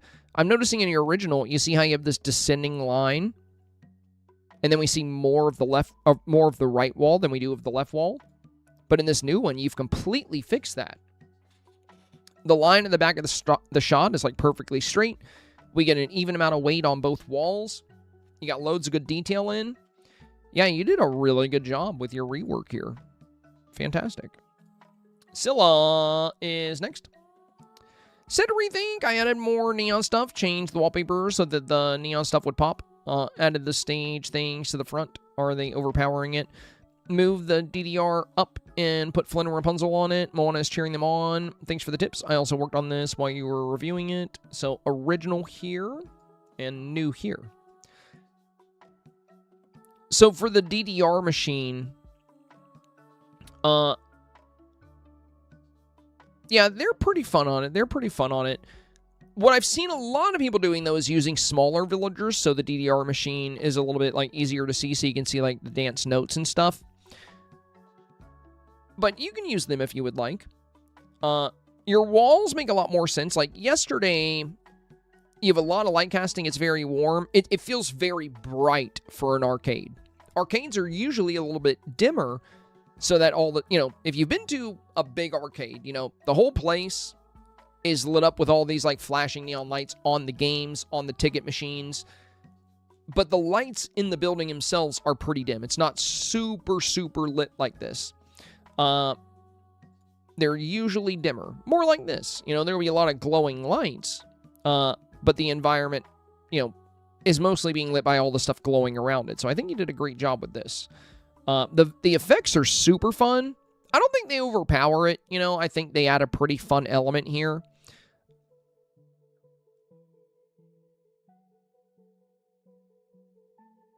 Overall, Scylla, it's a very, very, very positive change. I mean, it has a much stronger Y2K feel. That said, if there's any way you can get a little bit closer to the avatar like you were yesterday, I would try. You have gotten a little tinier here. And I think if you were able to get a little closer to the camera, it could be for the best. And if you're worried about blocking the dance machine, you know, you could always take this, like, little restaurant thing and put that back here, and you could put the DDR machine kind of over here, unless you want it to be what seals off the prize counter here. But yeah, even if you don't make any more changes to this, I think it has a much, much stronger chance at 4K compared to the original. It's looking really good.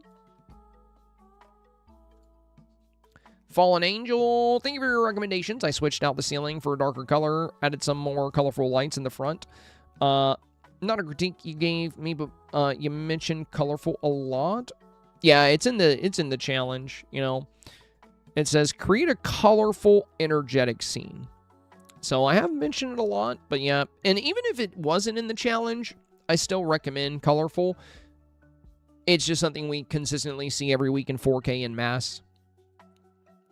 All colored walls with a fun accent.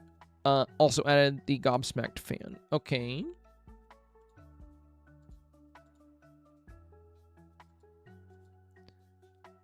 Your That's weird. Your geometric lights aren't casting light around them. They are casting light onto the walls, but they're not casting light around them. See how they were doing that yesterday? You see how it's lighting up the ceiling? For some weird reason, it's not doing that today. There is a bug in the game where the geometric lights will not, not just geometric lights, but any kind of light casting. When you place a lot of things that cast light, some of them stop fully working. I don't know why.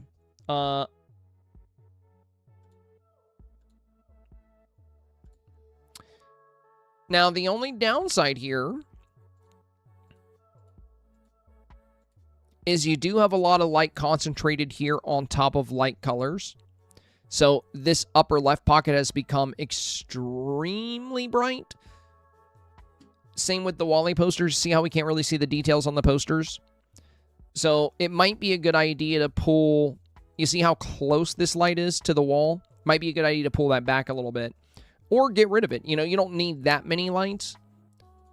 And if you had less geometric lights, you could probably get this light casting to return.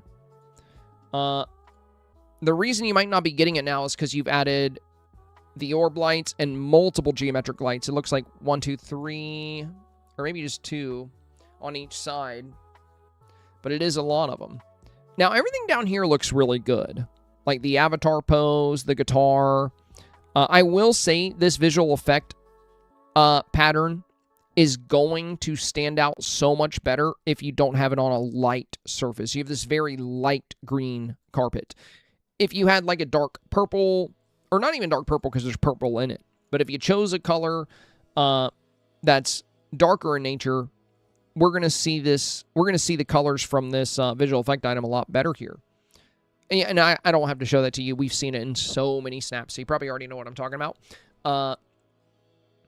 See, I love the lighting throughout the environment. Just be really careful with light flare. One thing I see a lot in 2500 and 1500 are snaps where there's a lot of light flare. I think a lot of voters get turned off by them when certain things feel a little overly bright. So when you're setting up your light casting in your photo, you want to get that great color. You want to get that great lighting. But you want to be really careful with reflected surfaces and bright walls.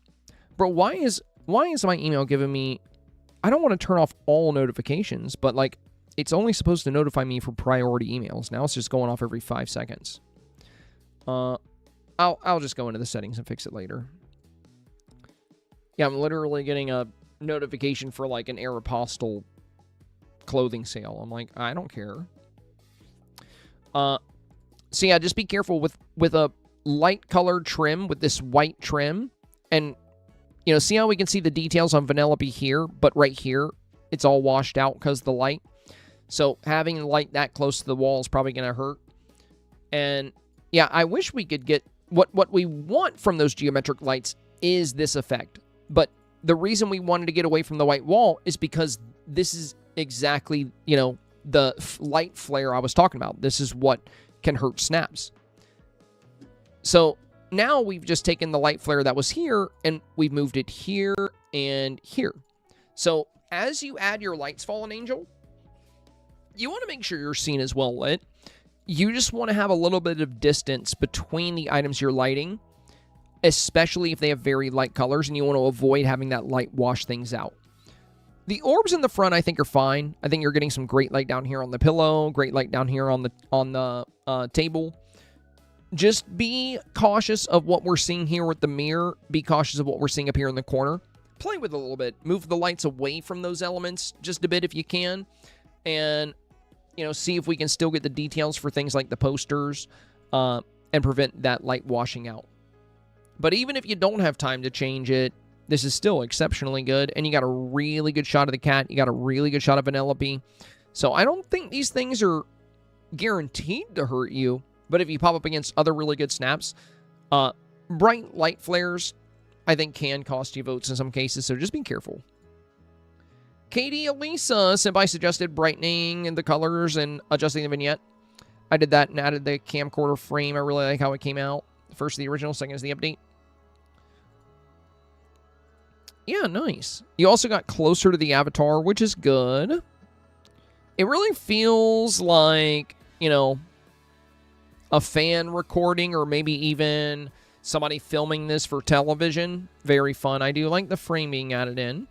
And yeah, it's great that you removed the vignette because the only downside to this frame is that it's going to kind of remove some color from your photo. So if we were going to get the gray, grainy look and you still had the darkness from the vignette, I think that would have been a little risky, but I think it looks pretty good here with the vignette off. And I do like that you got closer, captured the car really well, and we get the fans here, we get your luggage. Super fun, super fun. Yeah, overall, solid changes. Good job. Joe Candy, my first and my updated submission. I hope it's now a bit more competitive. So original and new. Oh my god, yes, dude. Yes, this is a lot more competitive. You did a really good job with the saturation here. Really good job with the Y2K arcade feel. It's just with these very bright red walls and the bright red carpet. See how there's little details in the carpet, but with the saturation up high, they just disappear. Now it just looks like a big, like, red rectangle. And with the walls, it's kind of the same. It's just like this. It's super bright for an arcade. Whereas here, this feels a bit more natural for an arcade. And now you've rotated, you know, into having these inside-out rugs at the front. This is a phenomenal transition here. Yeah, Joe Candy, you did such a good job with the rework here. I also love that you added in a lot more detail in the back walls. This little space portrait is great. You have this very colorful poster in the back. You've angled all your machines really well. It would be great if you were a bit closer to the camera, you know, playing up the meta. But with how colorful and how well made your arcade is, I think you'll be okay. Yeah, this is a really, really well done arcade scene. Very cool. Very cool. Yeah, it's funny because you were like, I hope it's a bit more competitive. It's a lot more competitive. I'll be honest. This is far more competitive. It was overwhelmingly bright before. And this red coloration just does not work as well with the arcade aesthetic that we currently have in the game. Look at how strong this is in comparison. This is such a great transition. I mean, you did a wonderful job with the advice. This is a lot more competitive. Very well done. Snoko said add foreground element, added the V8 fragment, added more motifs to the foreground, add a different guitar, change the white guitar on the right to the brown guitar. Oh, nice. Getting away from the white. Cool, cool. Thank you for helping me choose. I want to keep my 4K streak. First photo is old, second is new. Okay, old and new. Yeah, very nice. I mean, you were already very likely for 4K with what you have here, but bam, look at that. You know, you filled it out more. You've got the angle tighter. Love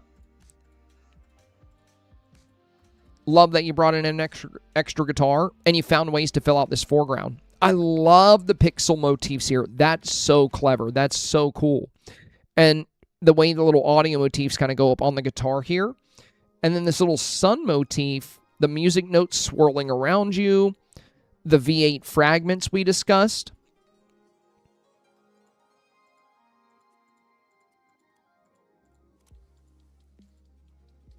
And your confetti dust is a lot more balanced. We didn't even talk about this, but yesterday you see how you have really heavy dust here and very minor dust here. Whereas on the new one, we got pretty even confetti dust on both sides. Yeah, this is really good, Snoko. This is really good. I'll be honest with you. I think this might be one of my favorite concert photos from the entire week that I've seen so far. I mean, you've just done such a good job making it energetic and colorful. And, you know, that's what the challenge said. Create a colorful, energetic scene inspired by early 2000s pop culture. We see the early 2000s pop culture. We see the energy. We see the color. I mean, this might be the most colorful concert I've seen. This is just so good. This is so good. I love Flynn back here on the keyboard. You got a great shot of Flynn. Ralph on the drums, fantastic. Great shot of your villagers. You know, you cycled through their different poses. You found really good shots for them. This is... This is, I would say, extremely likely for 4K. I want to say guaranteed. I really want to say guaranteed. The only reason I'm not is because there's just so many different takes on the theme. If you get unlucky, you might get voters that just really prefer Hannah Montana builds, or you might get some that really prefer arcades. You never know. So this week, I actually haven't said, this is probably one of the first photos I really wanted to say it. I really wanted to say this is guaranteed for 4K, but I only say that when I'm 1000% confident that there's no way it could fail to get 4K. And I want to say it here, but I can't really say it for anything this week because I think a lot of voting is going to come down to personal preference.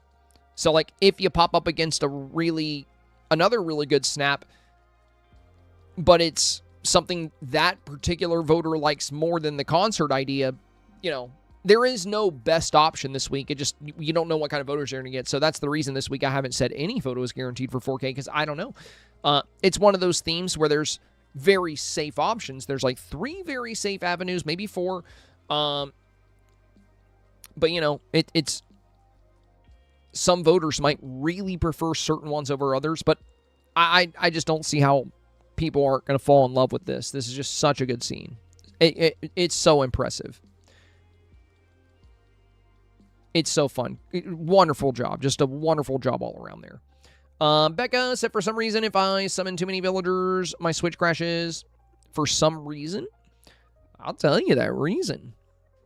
Unfortunately, the reason is because the Switch is going on 8 years old. That's the reason. And Dreamlight Valley is very much like a next-generation game. So, sadly, the Switch just has a really hard time processing that many villagers in an area at once. So, it's just an older platform. That's the tough thing. So, yeah, if you try to summon too many villagers, you're going to get that crashing issue. You know, we had a friend today, Lisa. They got tired of it. They ordered a Switch 2. I think yesterday they just said, screw it, I'm going to get a Switch 2 because they were tired of it.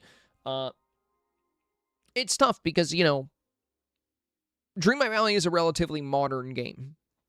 It's amazing that it can play on the Switch at all. It's amazing that it works. But your Dreamlight Valley experience, I know not everybody can just go out and get a computer or go out and get a Switch 2. The Switch 2 is going to go up in price in early September. It's going up by $50. But for everyone that's switched off of Switch 1, everybody I know that's moved to the Switch 2 or moved to the Steam Deck or moved to PC or moved to PS5 or moved to Xbox One, everybody says it's like a completely different game. It's a completely different experience. They can really enjoy the game. You can enjoy it on Switch, but, like, there's a lot of limitations, unfortunately. So, you know, when you're trying to add a lot of villagers into your scene, you're gonna have to call it quits before summoning too many. It's just the Switch can't handle it. So, first is the original. Okay, great job making your own stage. Awesome. Main thing we talked about here is everybody's dancing and cheering for an empty stage. Unfortunately, the Night Show Star Path stage just won't let you put villagers on it with the toggle. It only works as a villager summoning item. That's the only way to get villagers on the item. Quite the headache. So, my advice for Becca here was make your own stage. If this stage is not letting you show that performance, you can build your own. And you did a great job with that. I love the tiles here under it. Ralph on the drums is really fun. We got Eric here. And we still have the crowd cheering, so I think you did a great job, getting the stage set up. Now, between your options here, any of these are going to work. At the end of the day, they're not very likely to be too different in rank from one another. What are you doing? What are you doing, Coco? Oh, hi, Horty. When did you guys come in here?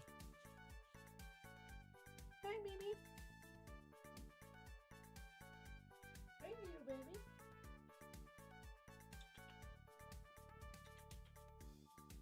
Hi, buddy. Coco. Coco. I wanna show you guys how much Coco has grown. I want to show you how big she's getting. Hang on, let me see if I can get her. She tends to scream when she gets picked up. She's not the best at getting picked up yet.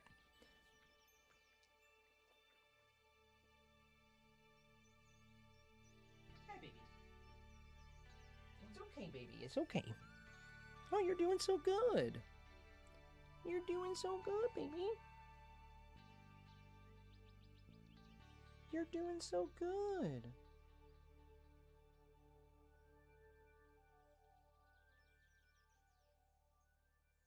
Hi, baby. Hi, Coco. Okay. Oh, I know you did so good for a while, though. You really let me hold you. Wow. What an honor. Hi, baby.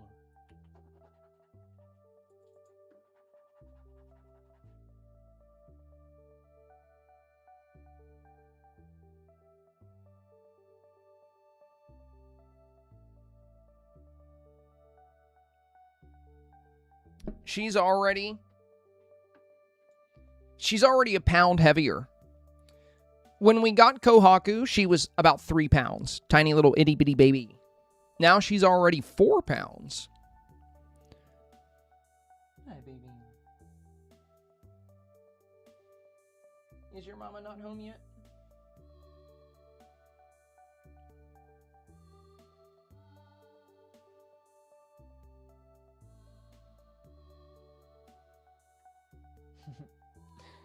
Hey, baby.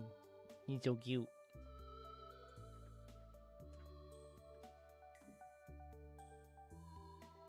Hi, Horty. Hi, buddy.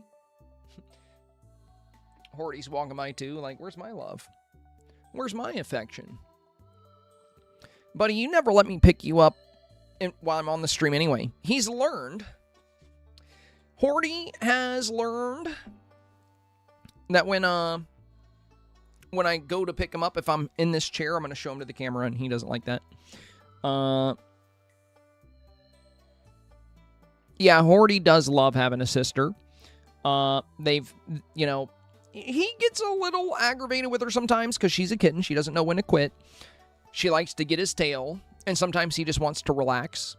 So he gets a little overstimulated, and he'll check her, They chase each other around all the time, and it's reciprocal. Even though she's so much smaller, he'll let her chase him, and he's getting good exercise, which is good because he's getting a little heavier, so we're putting him on a diet, and we're making sure he's getting good exercise. And yeah, he's loved having a little sister. I mean,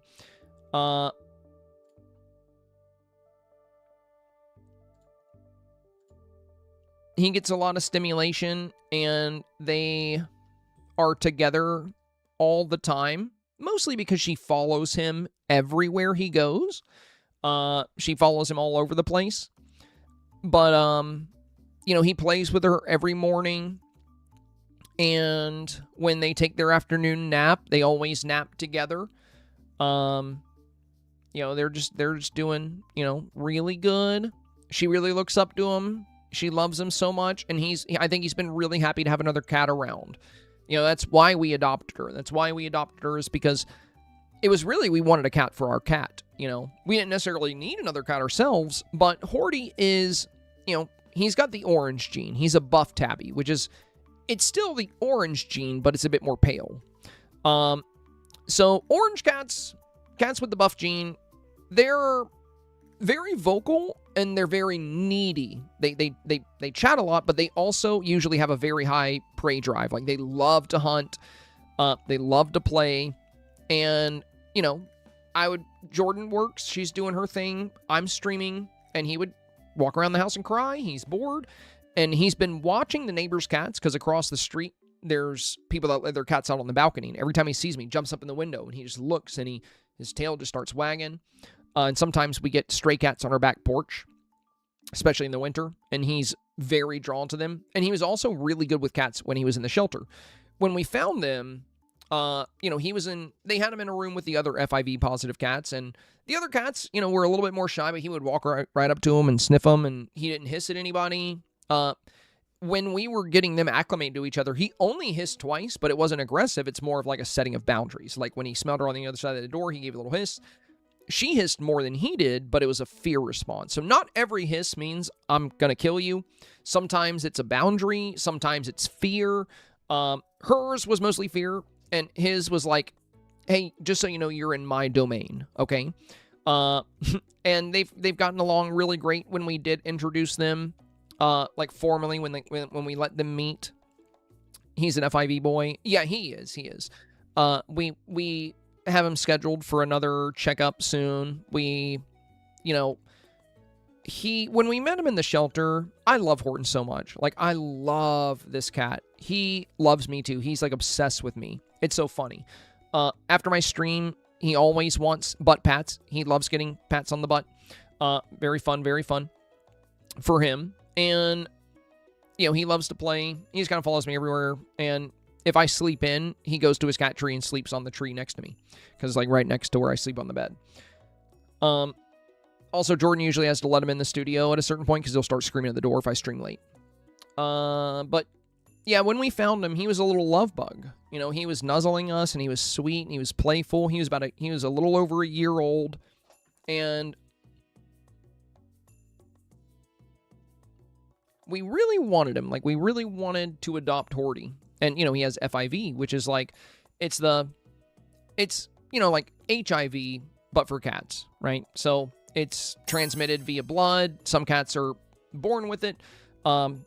Sometimes it's transmitted through mating. So with Horton, you know, he's FIV positive, which just means he has a compromised immune system. So he should not be outdoors. And if he shows any kind of health issues, we gotta immediately take him to the vet, because, you know, his immune system is just not as strong as other cats. We've got an FIP boy. He's almost 3 now, and he's doing so good. Yeah, so is Horty. My biggest wish is that he lives a long, happy, healthy life. That's what I want most. So I just, you know, do everything I can to help make sure that happens. But yeah, he's very healthy. He's been doing really good, and, you know, I think it's been great for him to have a little sister around. They've really been getting along. Sometimes he gets a little rough with her when they play, and, you know, she'll, like, you know, protest. She'll be like, you know, when he gets her pinned, and he'll do little chomps on her, but never to draw, you know, never draw him blood or anything. Sometimes I break him up just because he is so much bigger than her. I'm like, don't hurt her.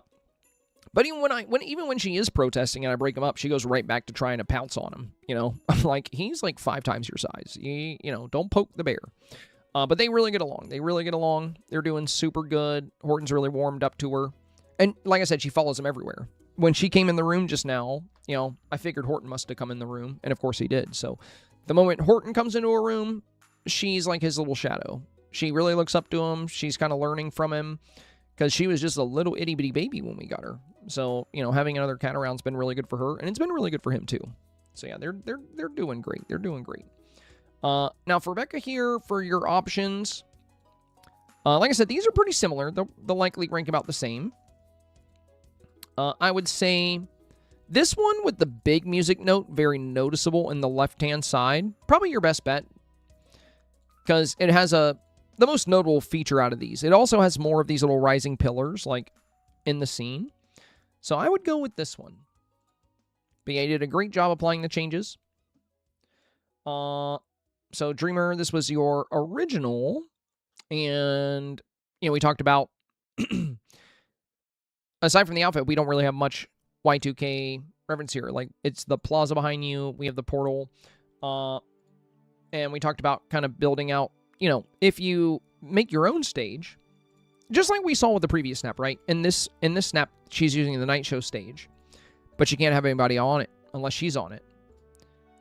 So she made her own stage. And you've kind of taken the same direction here, because if you're using this stage, you can't pick which villagers you get. You can't change their poses. So it's a tricky stage to use. Now, on your new one, you made your own stage, but you're kind of in the grass, and you didn't include any instruments. Like, you could have had, you know, you have the drum set, you have the keyboards, you have the stage lights. Your new stage is you, and then Aladdin, Flynn, Ursula, and Jasmine. And then you're kind of just in the grass here. So, when it comes to making a stage, I think Becca has a great example of this. Look at the stage. See how it has these floor lights around it, and then it has these tiles, you know? And then we have good Y2K references as well, like this big billboard and these neon lights in the back, these music notes, these neon light music notes. So there's a lot of different, like, you know, when it comes to Y2K, if you want a snap to feel Y2K in nature, you know, if you want it to feel like a Y2K snap, right now, the only thing in your snap that feels Y2K inspired is your outfit. That's it. That's the only thing really I see here that I'm like, yeah, that ties into Y2K. What you could consider, Dreamer, is, and I said the same thing with your previous snap, so you know, it's kind of a bummer that you still didn't really, you know, think about how to make it feel more Y2K. Let's go back to Becca's. This billboard, you know, features a little boy band. Very popular. I don't know what Four Town is, but it looks like a boy band, right? Very popular concept in the 2000s. Boy bands, girl bands, they were all the rage. NSYNC, Backstreet Boys, you know, Spice Girls, yada yada. They were all over the place. Also, the Y2K era, we were crossing into a new millennia. So all eyes were on the future. It's the future now. We're in the 2000s. That's why things like these neon light patterns and, you know, all these like little light items are so prominent in these snaps this week. Same with the visual effects. You know, these pixels, these really tie into the Y2K concept. So this snap has 1, 2, 3, 4, 5, 6, I would say like 8 different things that link it to Y2K plus the outfit. Your snap, just the outfit. It's just the outfit. Like the beach setting, why beach? You know, like how is this really playing into Y2K? If it's a big concert, I would do a city concert. That way you can have a lot of the Y2K items, like the Listen Here CD stand. You can take the music, the on-air booth, and flip it to its backside so you can have those backdrop walls. There's a lot of things you can do here, and you could even build your own stage, but you didn't do that. You just dropped a stage, and you dropped stage lights. Dreamer, if you want 4K, you got to put in 4K effort. You know, you're one of the most vocal people when you don't get 4K, about how disappointed you are, about how upset you are you didn't get 4K. Yet, you tend to rush your snaps, like really rush them. The key, Dreamer, is strategy. You need to think about it. It doesn't mean you have to put 10 hours into making your snap. Just put a lot of thought into it. How can I make this feel very 2000s? You can Google pictures from the 2000s. You can Google 2000s concerts. You can come up with some pretty fun ideas here. Or you can just use the items the game has given us that tie into Y2K. Things from the current star path, things from the vault. A lot of these things tie directly into Y2K. Yvette said, thank you for the feedback. Went back and took out the stage, added more villagers. Hopefully this is a bit better. So this is the original. And yeah, again, trick with the stage. The stage is kind of hard to use because you will not be able to set your villagers up the way you want them. You just got to take who you get, and you can't change their poses because the toggle's not really going to, you know, work on the stage because you can't place them on the stage. It's just like the summoning. So if you make your own stage, which you did a great job with, by the way, and this is great because this is a good example for Dreamer.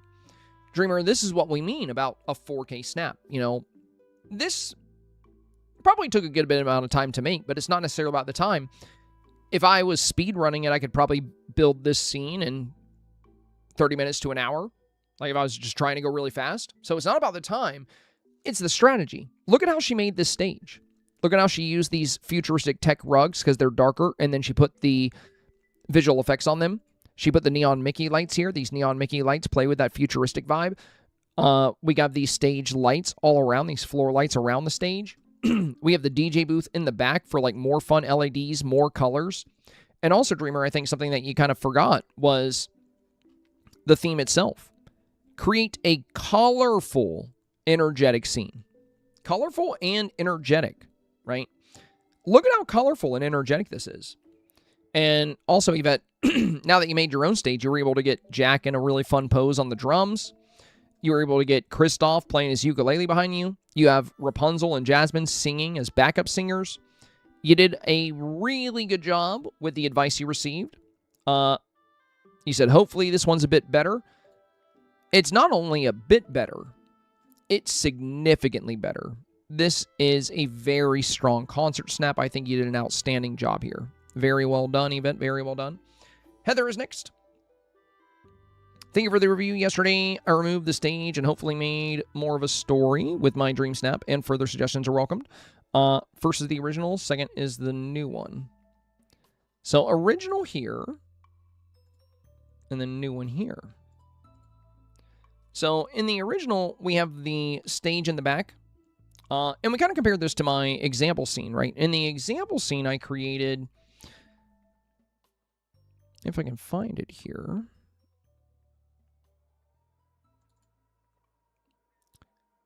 If you're going to have the stage in the back and the star at the front, you could be arriving to the venue. Now, I would add a lot of villagers to this if I was going to go with this snap for sure. But, you know, we have our band gear, our luggage, a guitar, and the avatar here. And then we have a colorful stage in the back. We have the visual effect items. We have the listen here. We have the big billboard. So, with your original scene, you're kind of at the front. And then we have a lot of villagers cheering, but what for? Like, there's no band playing. So there's some opportunity here. So now for your new one, looks like you got a bit of a performance going on back here with Goofy, Eric playing the flute. Ralph's kind of serving as your bodyguard. You have Sully on the DJ stand.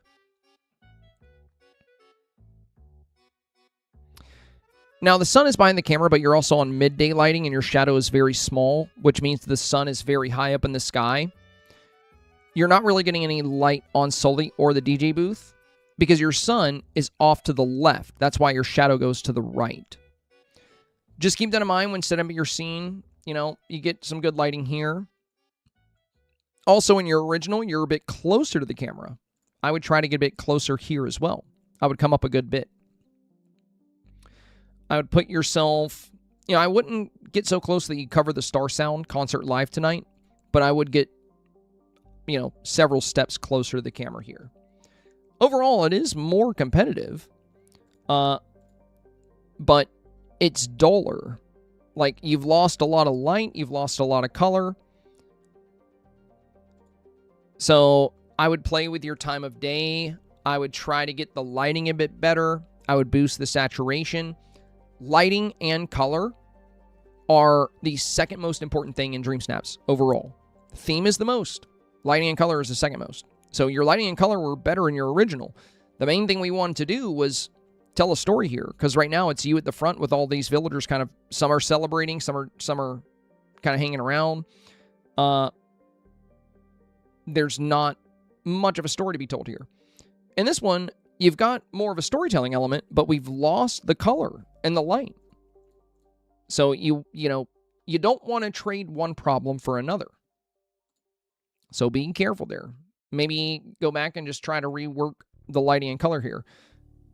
check time of day, check saturation, you know, see if you can get some of these colors to be just as vibrant as they were yesterday.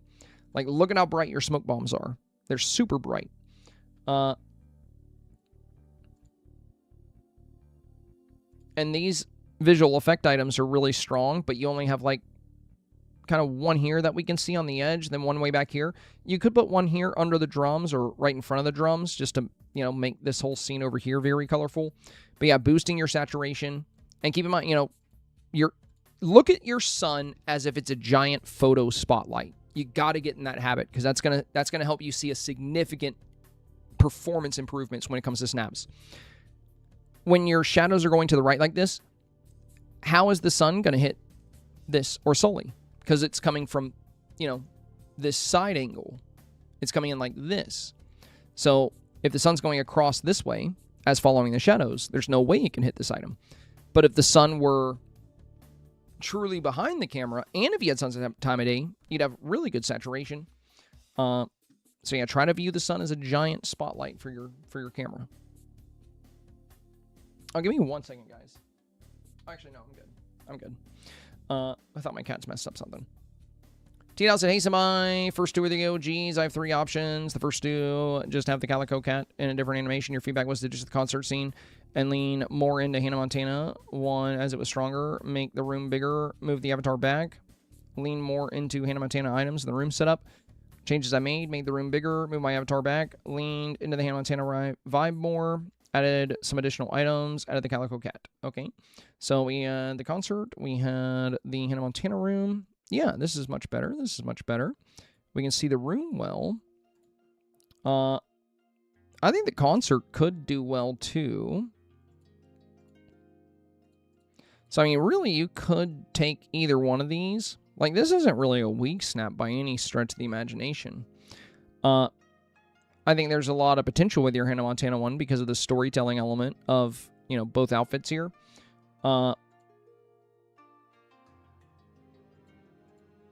But this one definitely feels more colorful and energetic. This one does have a good color as well, though.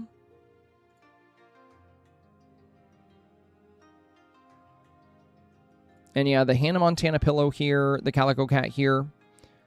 Also, I love the Mickey neon light here. That plays really well with the whole Disney Channel concept.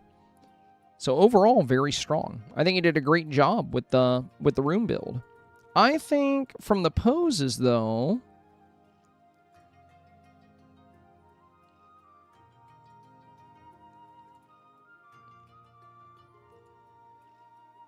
the cat looks best in this one. I think the pose looks really good here. And we can still see the cat well. I'd probably go with this one. I think this will be your safest bet here. But if you really wanted to go with a concert, you could. Because you have, like, the boy bands all swooping their hair back. And it is colorful. But there are a lot of concert builds out there. And there's a lot of Hannah Montana builds out there as well. But since there's so many Disney Channel enthusiasts that play the game and the Hannah Montana stuff is new, I do think this is a safe route. But, I mean, you could do either one. If you go with this one, I would probably go... Well, honestly, you could go with either this pose or this pose. But I would do one of these. The nice thing with this one is that your music notes swirl up in the background. And, you know, having you wink at the camera, I think, is really fun. Skulls at first of the original. Your suggestion were to keep everything except for the stage and try Path in its place. You also suggested adding villagers as bandmates. I went to Main Street and added another floor item, effect item. I also added a couple of cooking pixel shards to cover a bare spot. I added a few bandmates and a sneaky little lady. I really like the update. I currently have two. I currently have the second one with the large music note over Eric submitted. Thank you for all your help. Of course, of course. So original here. And again, facing that one issue with the night show stage, which, you know, unless we get on it and use it for the photo op, we can't really put villagers on it. Wow, yeah, this looks awesome. You did a really good job with the villagers here.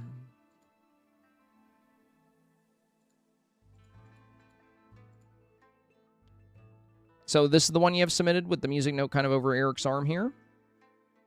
I really like the glitchy pixel duplicates in there too. Really adds to that Y2K feel. And the Neon Mickey Disney lights here, they were good in the original. They're really good here too. But yeah, that's a huge improvement. I mean, look at that, you know. Your original snap was already good. I think this already has a great shot at 4K, but this is far more competitive. And it's good that you chose like a darker path here because the, you know, the lights really shine here. So really good job here. Really good job. Saturation is great. It's energetic. It's colorful. It's got the Y2K feel. Wonderful job, Scuttle. Another 4K snap I feel confident on. Tigress. I redid my picture after purchasing the visual effects bundle. I like it so much better than the first one. I got rid of the stage and added villagers and changed the makeup. So same issue with the stage here, you know. So now we have a live performance. We have the visual effects. Very nice. Main thing I would recommend is something for your foreground. You see how it's very empty here on the bottom left and bottom right? What if you did the Neon Mickey lights? You know, they're very popular this week for the foreground. You know, you can see it in Scuttles here. You get some little tables. You put the Neon Mickey lights up. You know, they play well with the Y2K era, and they tie in color-wise to your build. It's going to help fill out this empty zone here and this empty zone here. Overall, great job, great job. Holly said, "I thank you for the advice. I've added more villagers to fill out the crowd for the concert. You were right about it is supposed to be a Millennium celebration. I haven't got the lighting the same for the new snap. Which one do you think has better lighting?" Yeah, lighting is super important, so we'll look at both.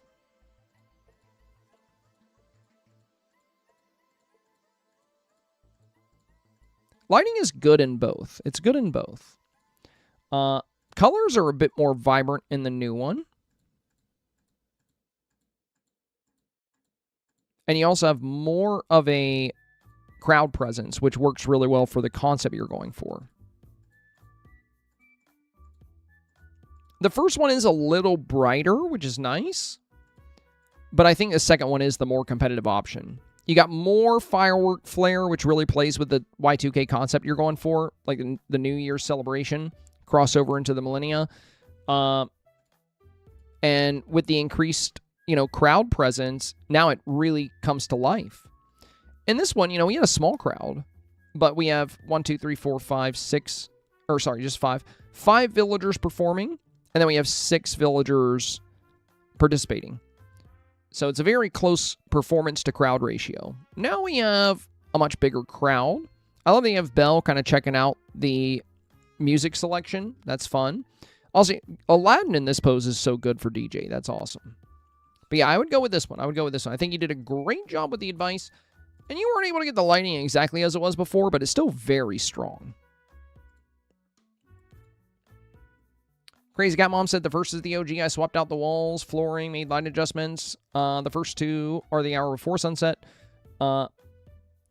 And 1 without the vignette. The third has the lights on with the vignette to avoid light casting. Okay, so first here. Oh, yeah. Nice. Yeah, much better arcade feel. You can still have these lights on, by the way. You don't need to have the lights off. So, oh, there you go. There you go. You kind of have them off here, but the photo did get a bit darker. So, what I would recommend is this option where the lights are on, but boost your highlight a little bit. You know, if you boost your highlight, we can get more light into the room without making it feel, without getting all the yellow and all the haze. We want to avoid the yellow and haze because it just makes it feel super bright for an arcade. This is perfect, except for with the lights off, they're just not as impactful. Whereas, if we can get this kind of lighting with these lights on, that's going to be ideal. Now, these lights will cast if it's past 6 p.m. So, as long as you snap the photo tomorrow morning, you can have this level of lighting. It has to be after 6 a.m. So, from 6 a.m. to 6 p.m., these orb lights will activate, but they won't cast light. And you can change your time of day to whatever time of day you want to get this kind of lighting in the room, because this is perfect lighting. And you can get these orbs on. So I would go for this kind of environment with these lights on. This one is a little bit too dark. If you don't have time for that, just go with this one here, the second one. It's got the best lighting. I think you've adjusted the highlight really well. I love that you're on the DDR machine. That's super fun. You got the friends cheering. Really good arcade build. It's an indoor build that's not showing a ton of ceiling. If you were lucky enough to redeem that 2025 Inside Out rug, that's going to look really good in this environment. So I would highly recommend it if you do have it. If you don't worry. Still a good floor.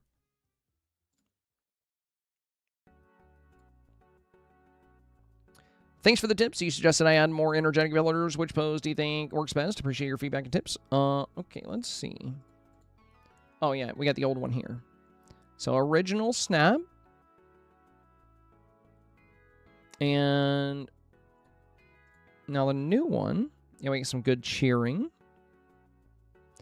Bodyguard Ralph looking really good. Good animations for everybody here. Some dancing. Very nice. And then we have this one. I would go with this one, because this one feels more like you're performing, because, you know, your mouth is open, you're kind of leaning in.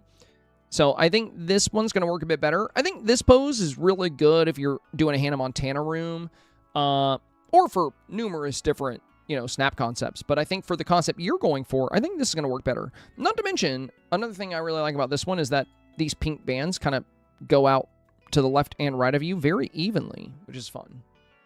Yeah, good color, good energy. Well done. Larissa. Hey, somebody, thank you for your feedback. Any suggestion? Darker ceiling, like it would go better with the leopard print, posters, etc. over the desk on the left side. Bringing Vanellope and experimenting to get the better storytelling. Music note motif over the jukebox. Unfortunately, don't own that one yet. Gotcha. I hope I'm not breaking any rules, but I struggle to pick the best shot now. I like the dancing version, but don't know if it's a problem that my character's face is not really visible. I like the look of the character and the music note between the character as the other one as well. Grateful for your thoughts and time. No, you can submit up to 3 snaps, so if you want to submit a few different options, that's totally fine. Yeah,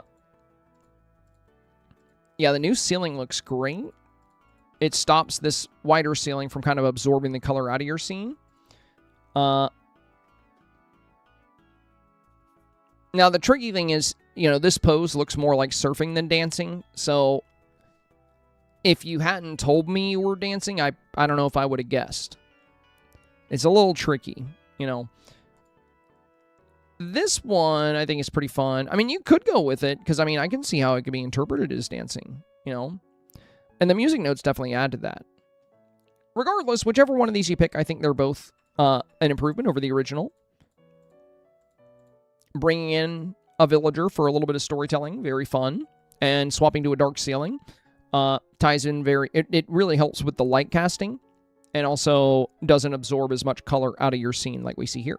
Because this recording frame already kind of grays out the scene a little bit, so being able to have a darker color for the ceiling so that it's not pulling more color out, definitely a good play. Honestly, I would probably go with this one. Even if people can't figure out your dancing, you know, it just looks like you're having fun. I like that. I think that kind of plays well with Vanellope here, that you guys are kind of vibing. Whereas this one, you're kind of looking off to the side, not quite looking at Vanellope. You're not looking at Vanellope in this one either, but since it's more of an action shot, you don't have to be. And I do think your eyes are more towards Vanellope in this one. But yeah, I would go with this one. Overall, very solid improvements. Oh. I think we're done. Wow. Oh, isn't that nice? That's swell. I think this might be the earliest we've ever finished on a Tuesday. Not even 4 hours. Not even 4 hours. That's pretty good. That's pretty good. Well, like I mentioned at the beginning of the stream, we didn't have too many this week. We didn't have too many secondary reviews. It wasn't too bad. Big part of the reason why is, you know, when we did our primary reviews, I think there were there were a lot of snaps that didn't really need a follow-up. And in addition to that, you know, with there being so many alternative concepts this week, the amount of people that were missing out on the theme was very small, you know. So much free time, all the possibilities. Yeah, it's kind of cool. It's kind of cool because, like, usually, you know, by the time I finish the stream, I have enough time for, like, giving Horton attention, having dinner, and then just going to bed. But since I'm done a little after 7, I could go on a walk. I could go on a bike ride. I could maybe watch a show with Jordan. We've been rewatching Heroes. It's an old show, but it's so good. They put it on Netflix, and I found it on there. I was like, oh my God, I forgot about this show.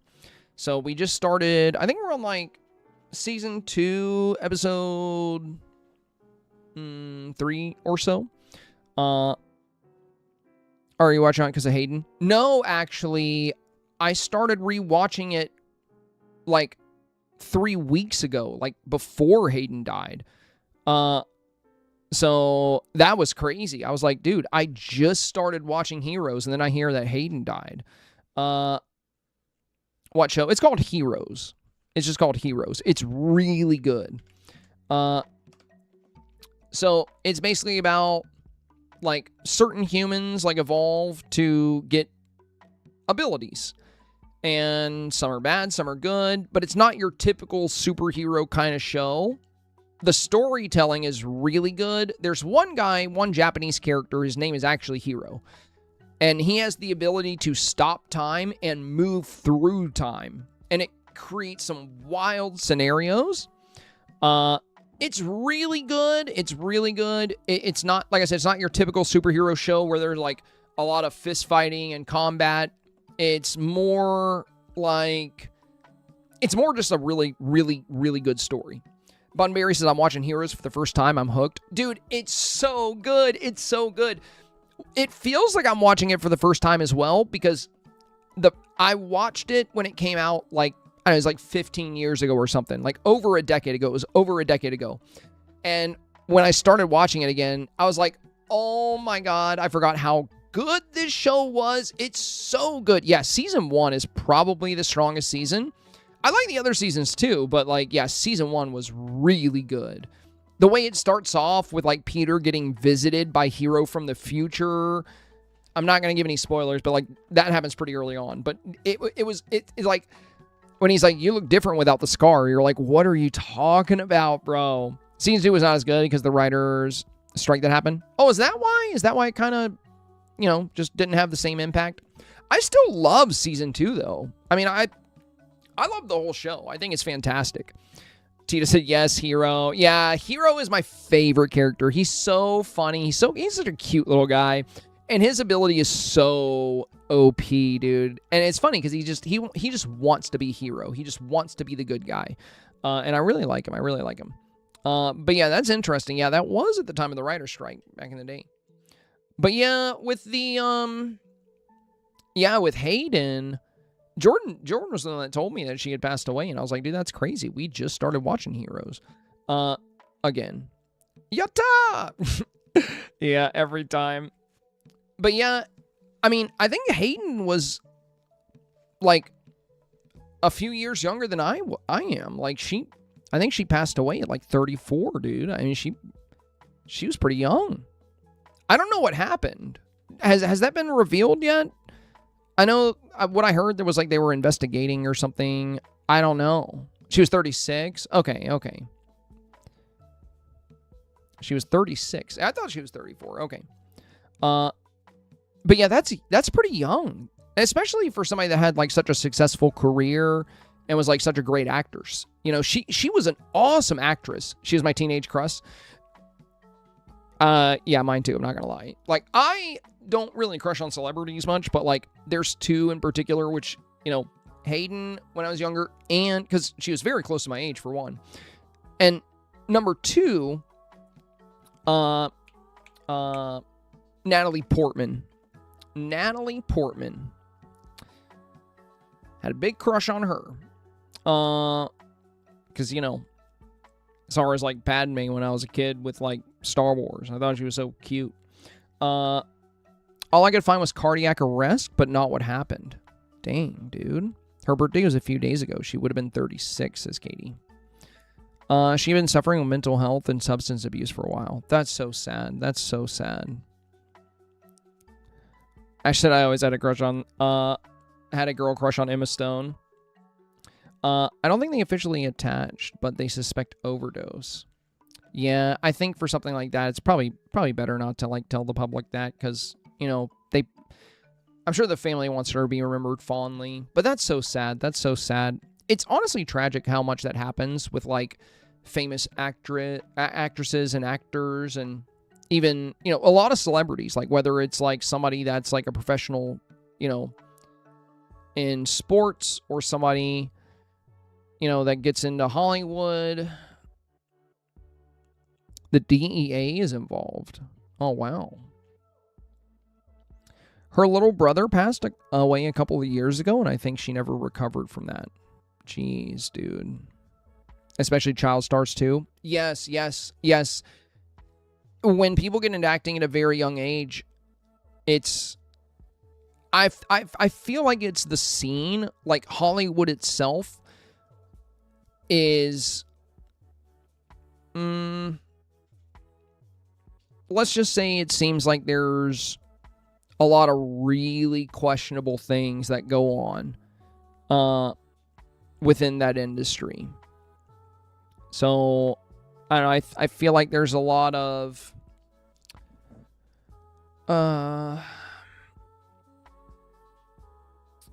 just a lot of bad peers you can run into. People that lead you down, you know, paths and options. Hollywood is dark and I'll die on that hill. It is. It's hella dark, dude. It's like I don't know. I don't want to get too into it, you know. I don't want to get too into it, but it's I would say it's like actually evil, like in a lot of ways. Like there's some crazy stuff that goes on. Like there was a lot of stuff with the Epstein files too, you know, and like certain code language they would use on like talk shows and stuff. If you followed any of that, there's some stuff like people that we look up to too, like Adam Sandler and stuff, like, you know, it's like there's a whole thing going on behind the scenes that like people just aren't supposed to know. Yeah, pizza. Yeah. Dude, the videos of them talking about pizza, like once you have the context, it's so creepy, dude. I'm like, and you know they're not just talking about pizza, dude. Like that is obvious. That's always been obvious, but like, oh, dude, it is super disturbing, bro. It is crazy. It is crazy. Dark Lord Present said, is the 4th season a good ending since it got canceled? You know what's crazy, Dark Lord? I genuinely can't remember. Like, I cannot remember. It's been so long since I watched the show, it almost feels like I'm watching it again. Like, when I see certain characters, I'm like, oh my god, I remember that person. But I can't remember, like, what happened with them. Because, like, when I first watched Heroes, it was, like, over a decade ago. And it got filed so deep in my brain that I just forgot the show existed until I saw it on Netflix.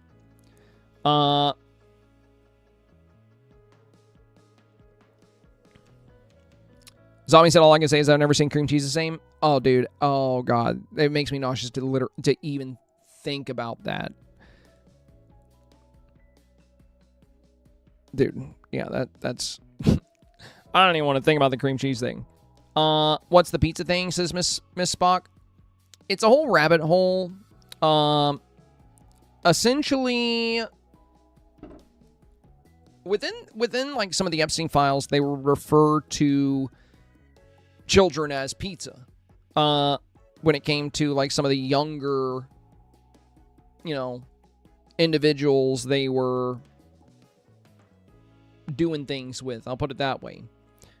And they would talk about pizza parties, and they would talk how good the pizza was, like while being recorded, but you know, you would also catch glimpses of them being like a little nervous about it, be like, haha, yeah, it was good. And they would act really weird about it. Like even Kevin Hart, I think, was in an interview, and someone was like, yeah, that person had some good pizza, right? And he's like, yeah, good pizza, good pizza. But it's weird how much pizza came up, you know? It was like just very strange. And there were always kind of conspiracy theories about it, but then what was in the Epstein files pretty much, you know, confirmed. And it's crazy because, like, nothing came of the Epstein files. Like, all that stuff is just out there now, and we're just, like, the world just keeps spinning.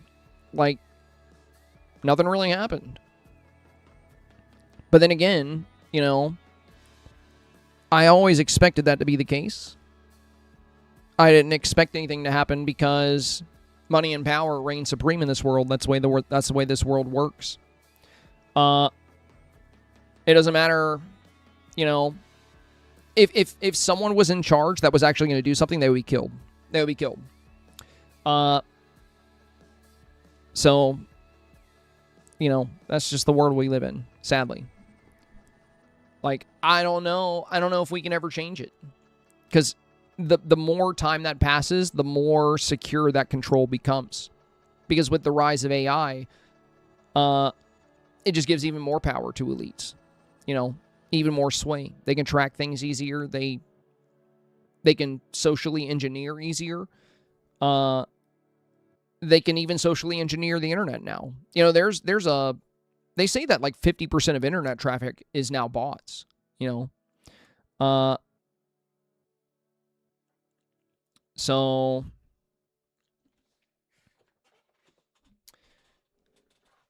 Rose said it's all about and it's all about who you know as well. Yeah, it is. It's a big club and you're not in it. I believe it was George Carlin that said that. And a comedian from like the 90s. I think he passed away in the 2000s. Might have been. Yeah, but yeah, George Carlin said it's a big club and you're not in it. And I've seen that woman got arrested, but like they were trafficking two people. Why aren't these people arrested? Well, yeah, and they got arrested, but then apparently Epstein killed himself. Like, I don't believe that for a second. I think he's still alive. I don't think he's dead. I don't think he's dead at all. I think they are playing it right in our face. I think it's probably one of the most obvious things with this whole situation, because with the fact that nobody tied to him was pursued, the fact that there were no trials, there was no mass media attention on really, we got to go after this person or this person. And all they did was weaponize the Epstein list politically, both sides. The left and right just weaponized it, but nothing happened. And it doesn't matter whether the left or right is in control, because it's two wings of the same bird. You know, it's going to be the same. I don't know. I don't know if he's dead. I don't know about that, Spice. He could be. He could be. If he is dead, he didn't kill himself. Somebody else took him out. But, nah, I don't think he's Palm Beach Pete at all. Palm Beach Pete looks a lot like him, but I don't think it's actually him. I honestly think Epstein was... I think it's likely that he was just taken out of country. And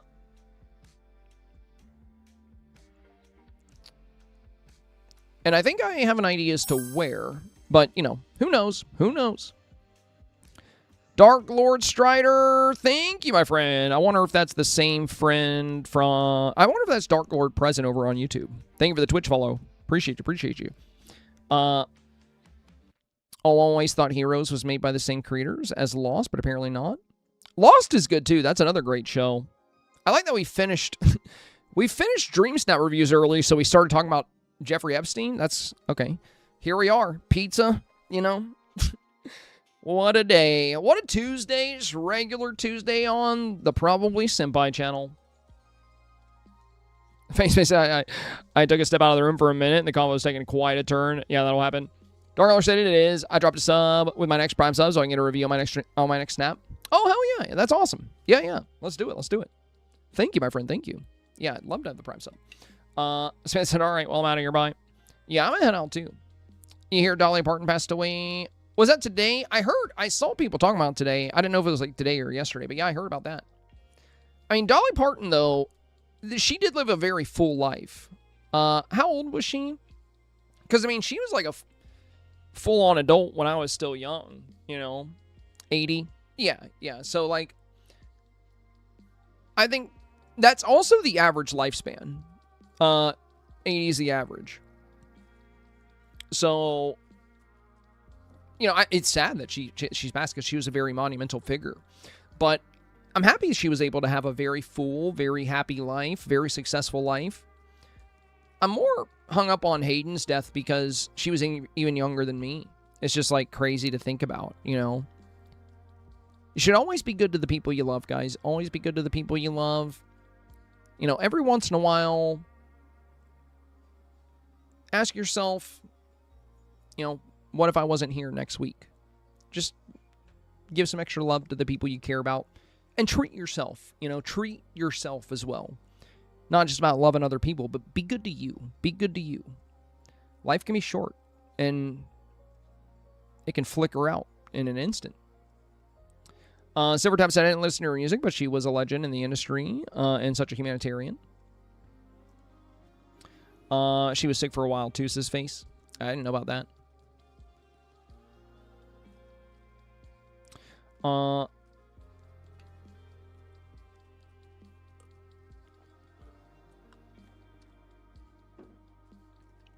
Well, all right, you guys. We got refresh day tomorrow. I'll be posting my snap results on... Oh, I gotta finish my Dreamsnap. That's what I'll do tonight. Well, at least I was able to finish the reviews early, which means I won't be up until 3 a.m. working on my snap. And I'm going to do an indoor arcade build, so it probably won't take too long. Oh, I don't have my art snap saved. Did I save it anywhere? Nope, that's Mama Duke's.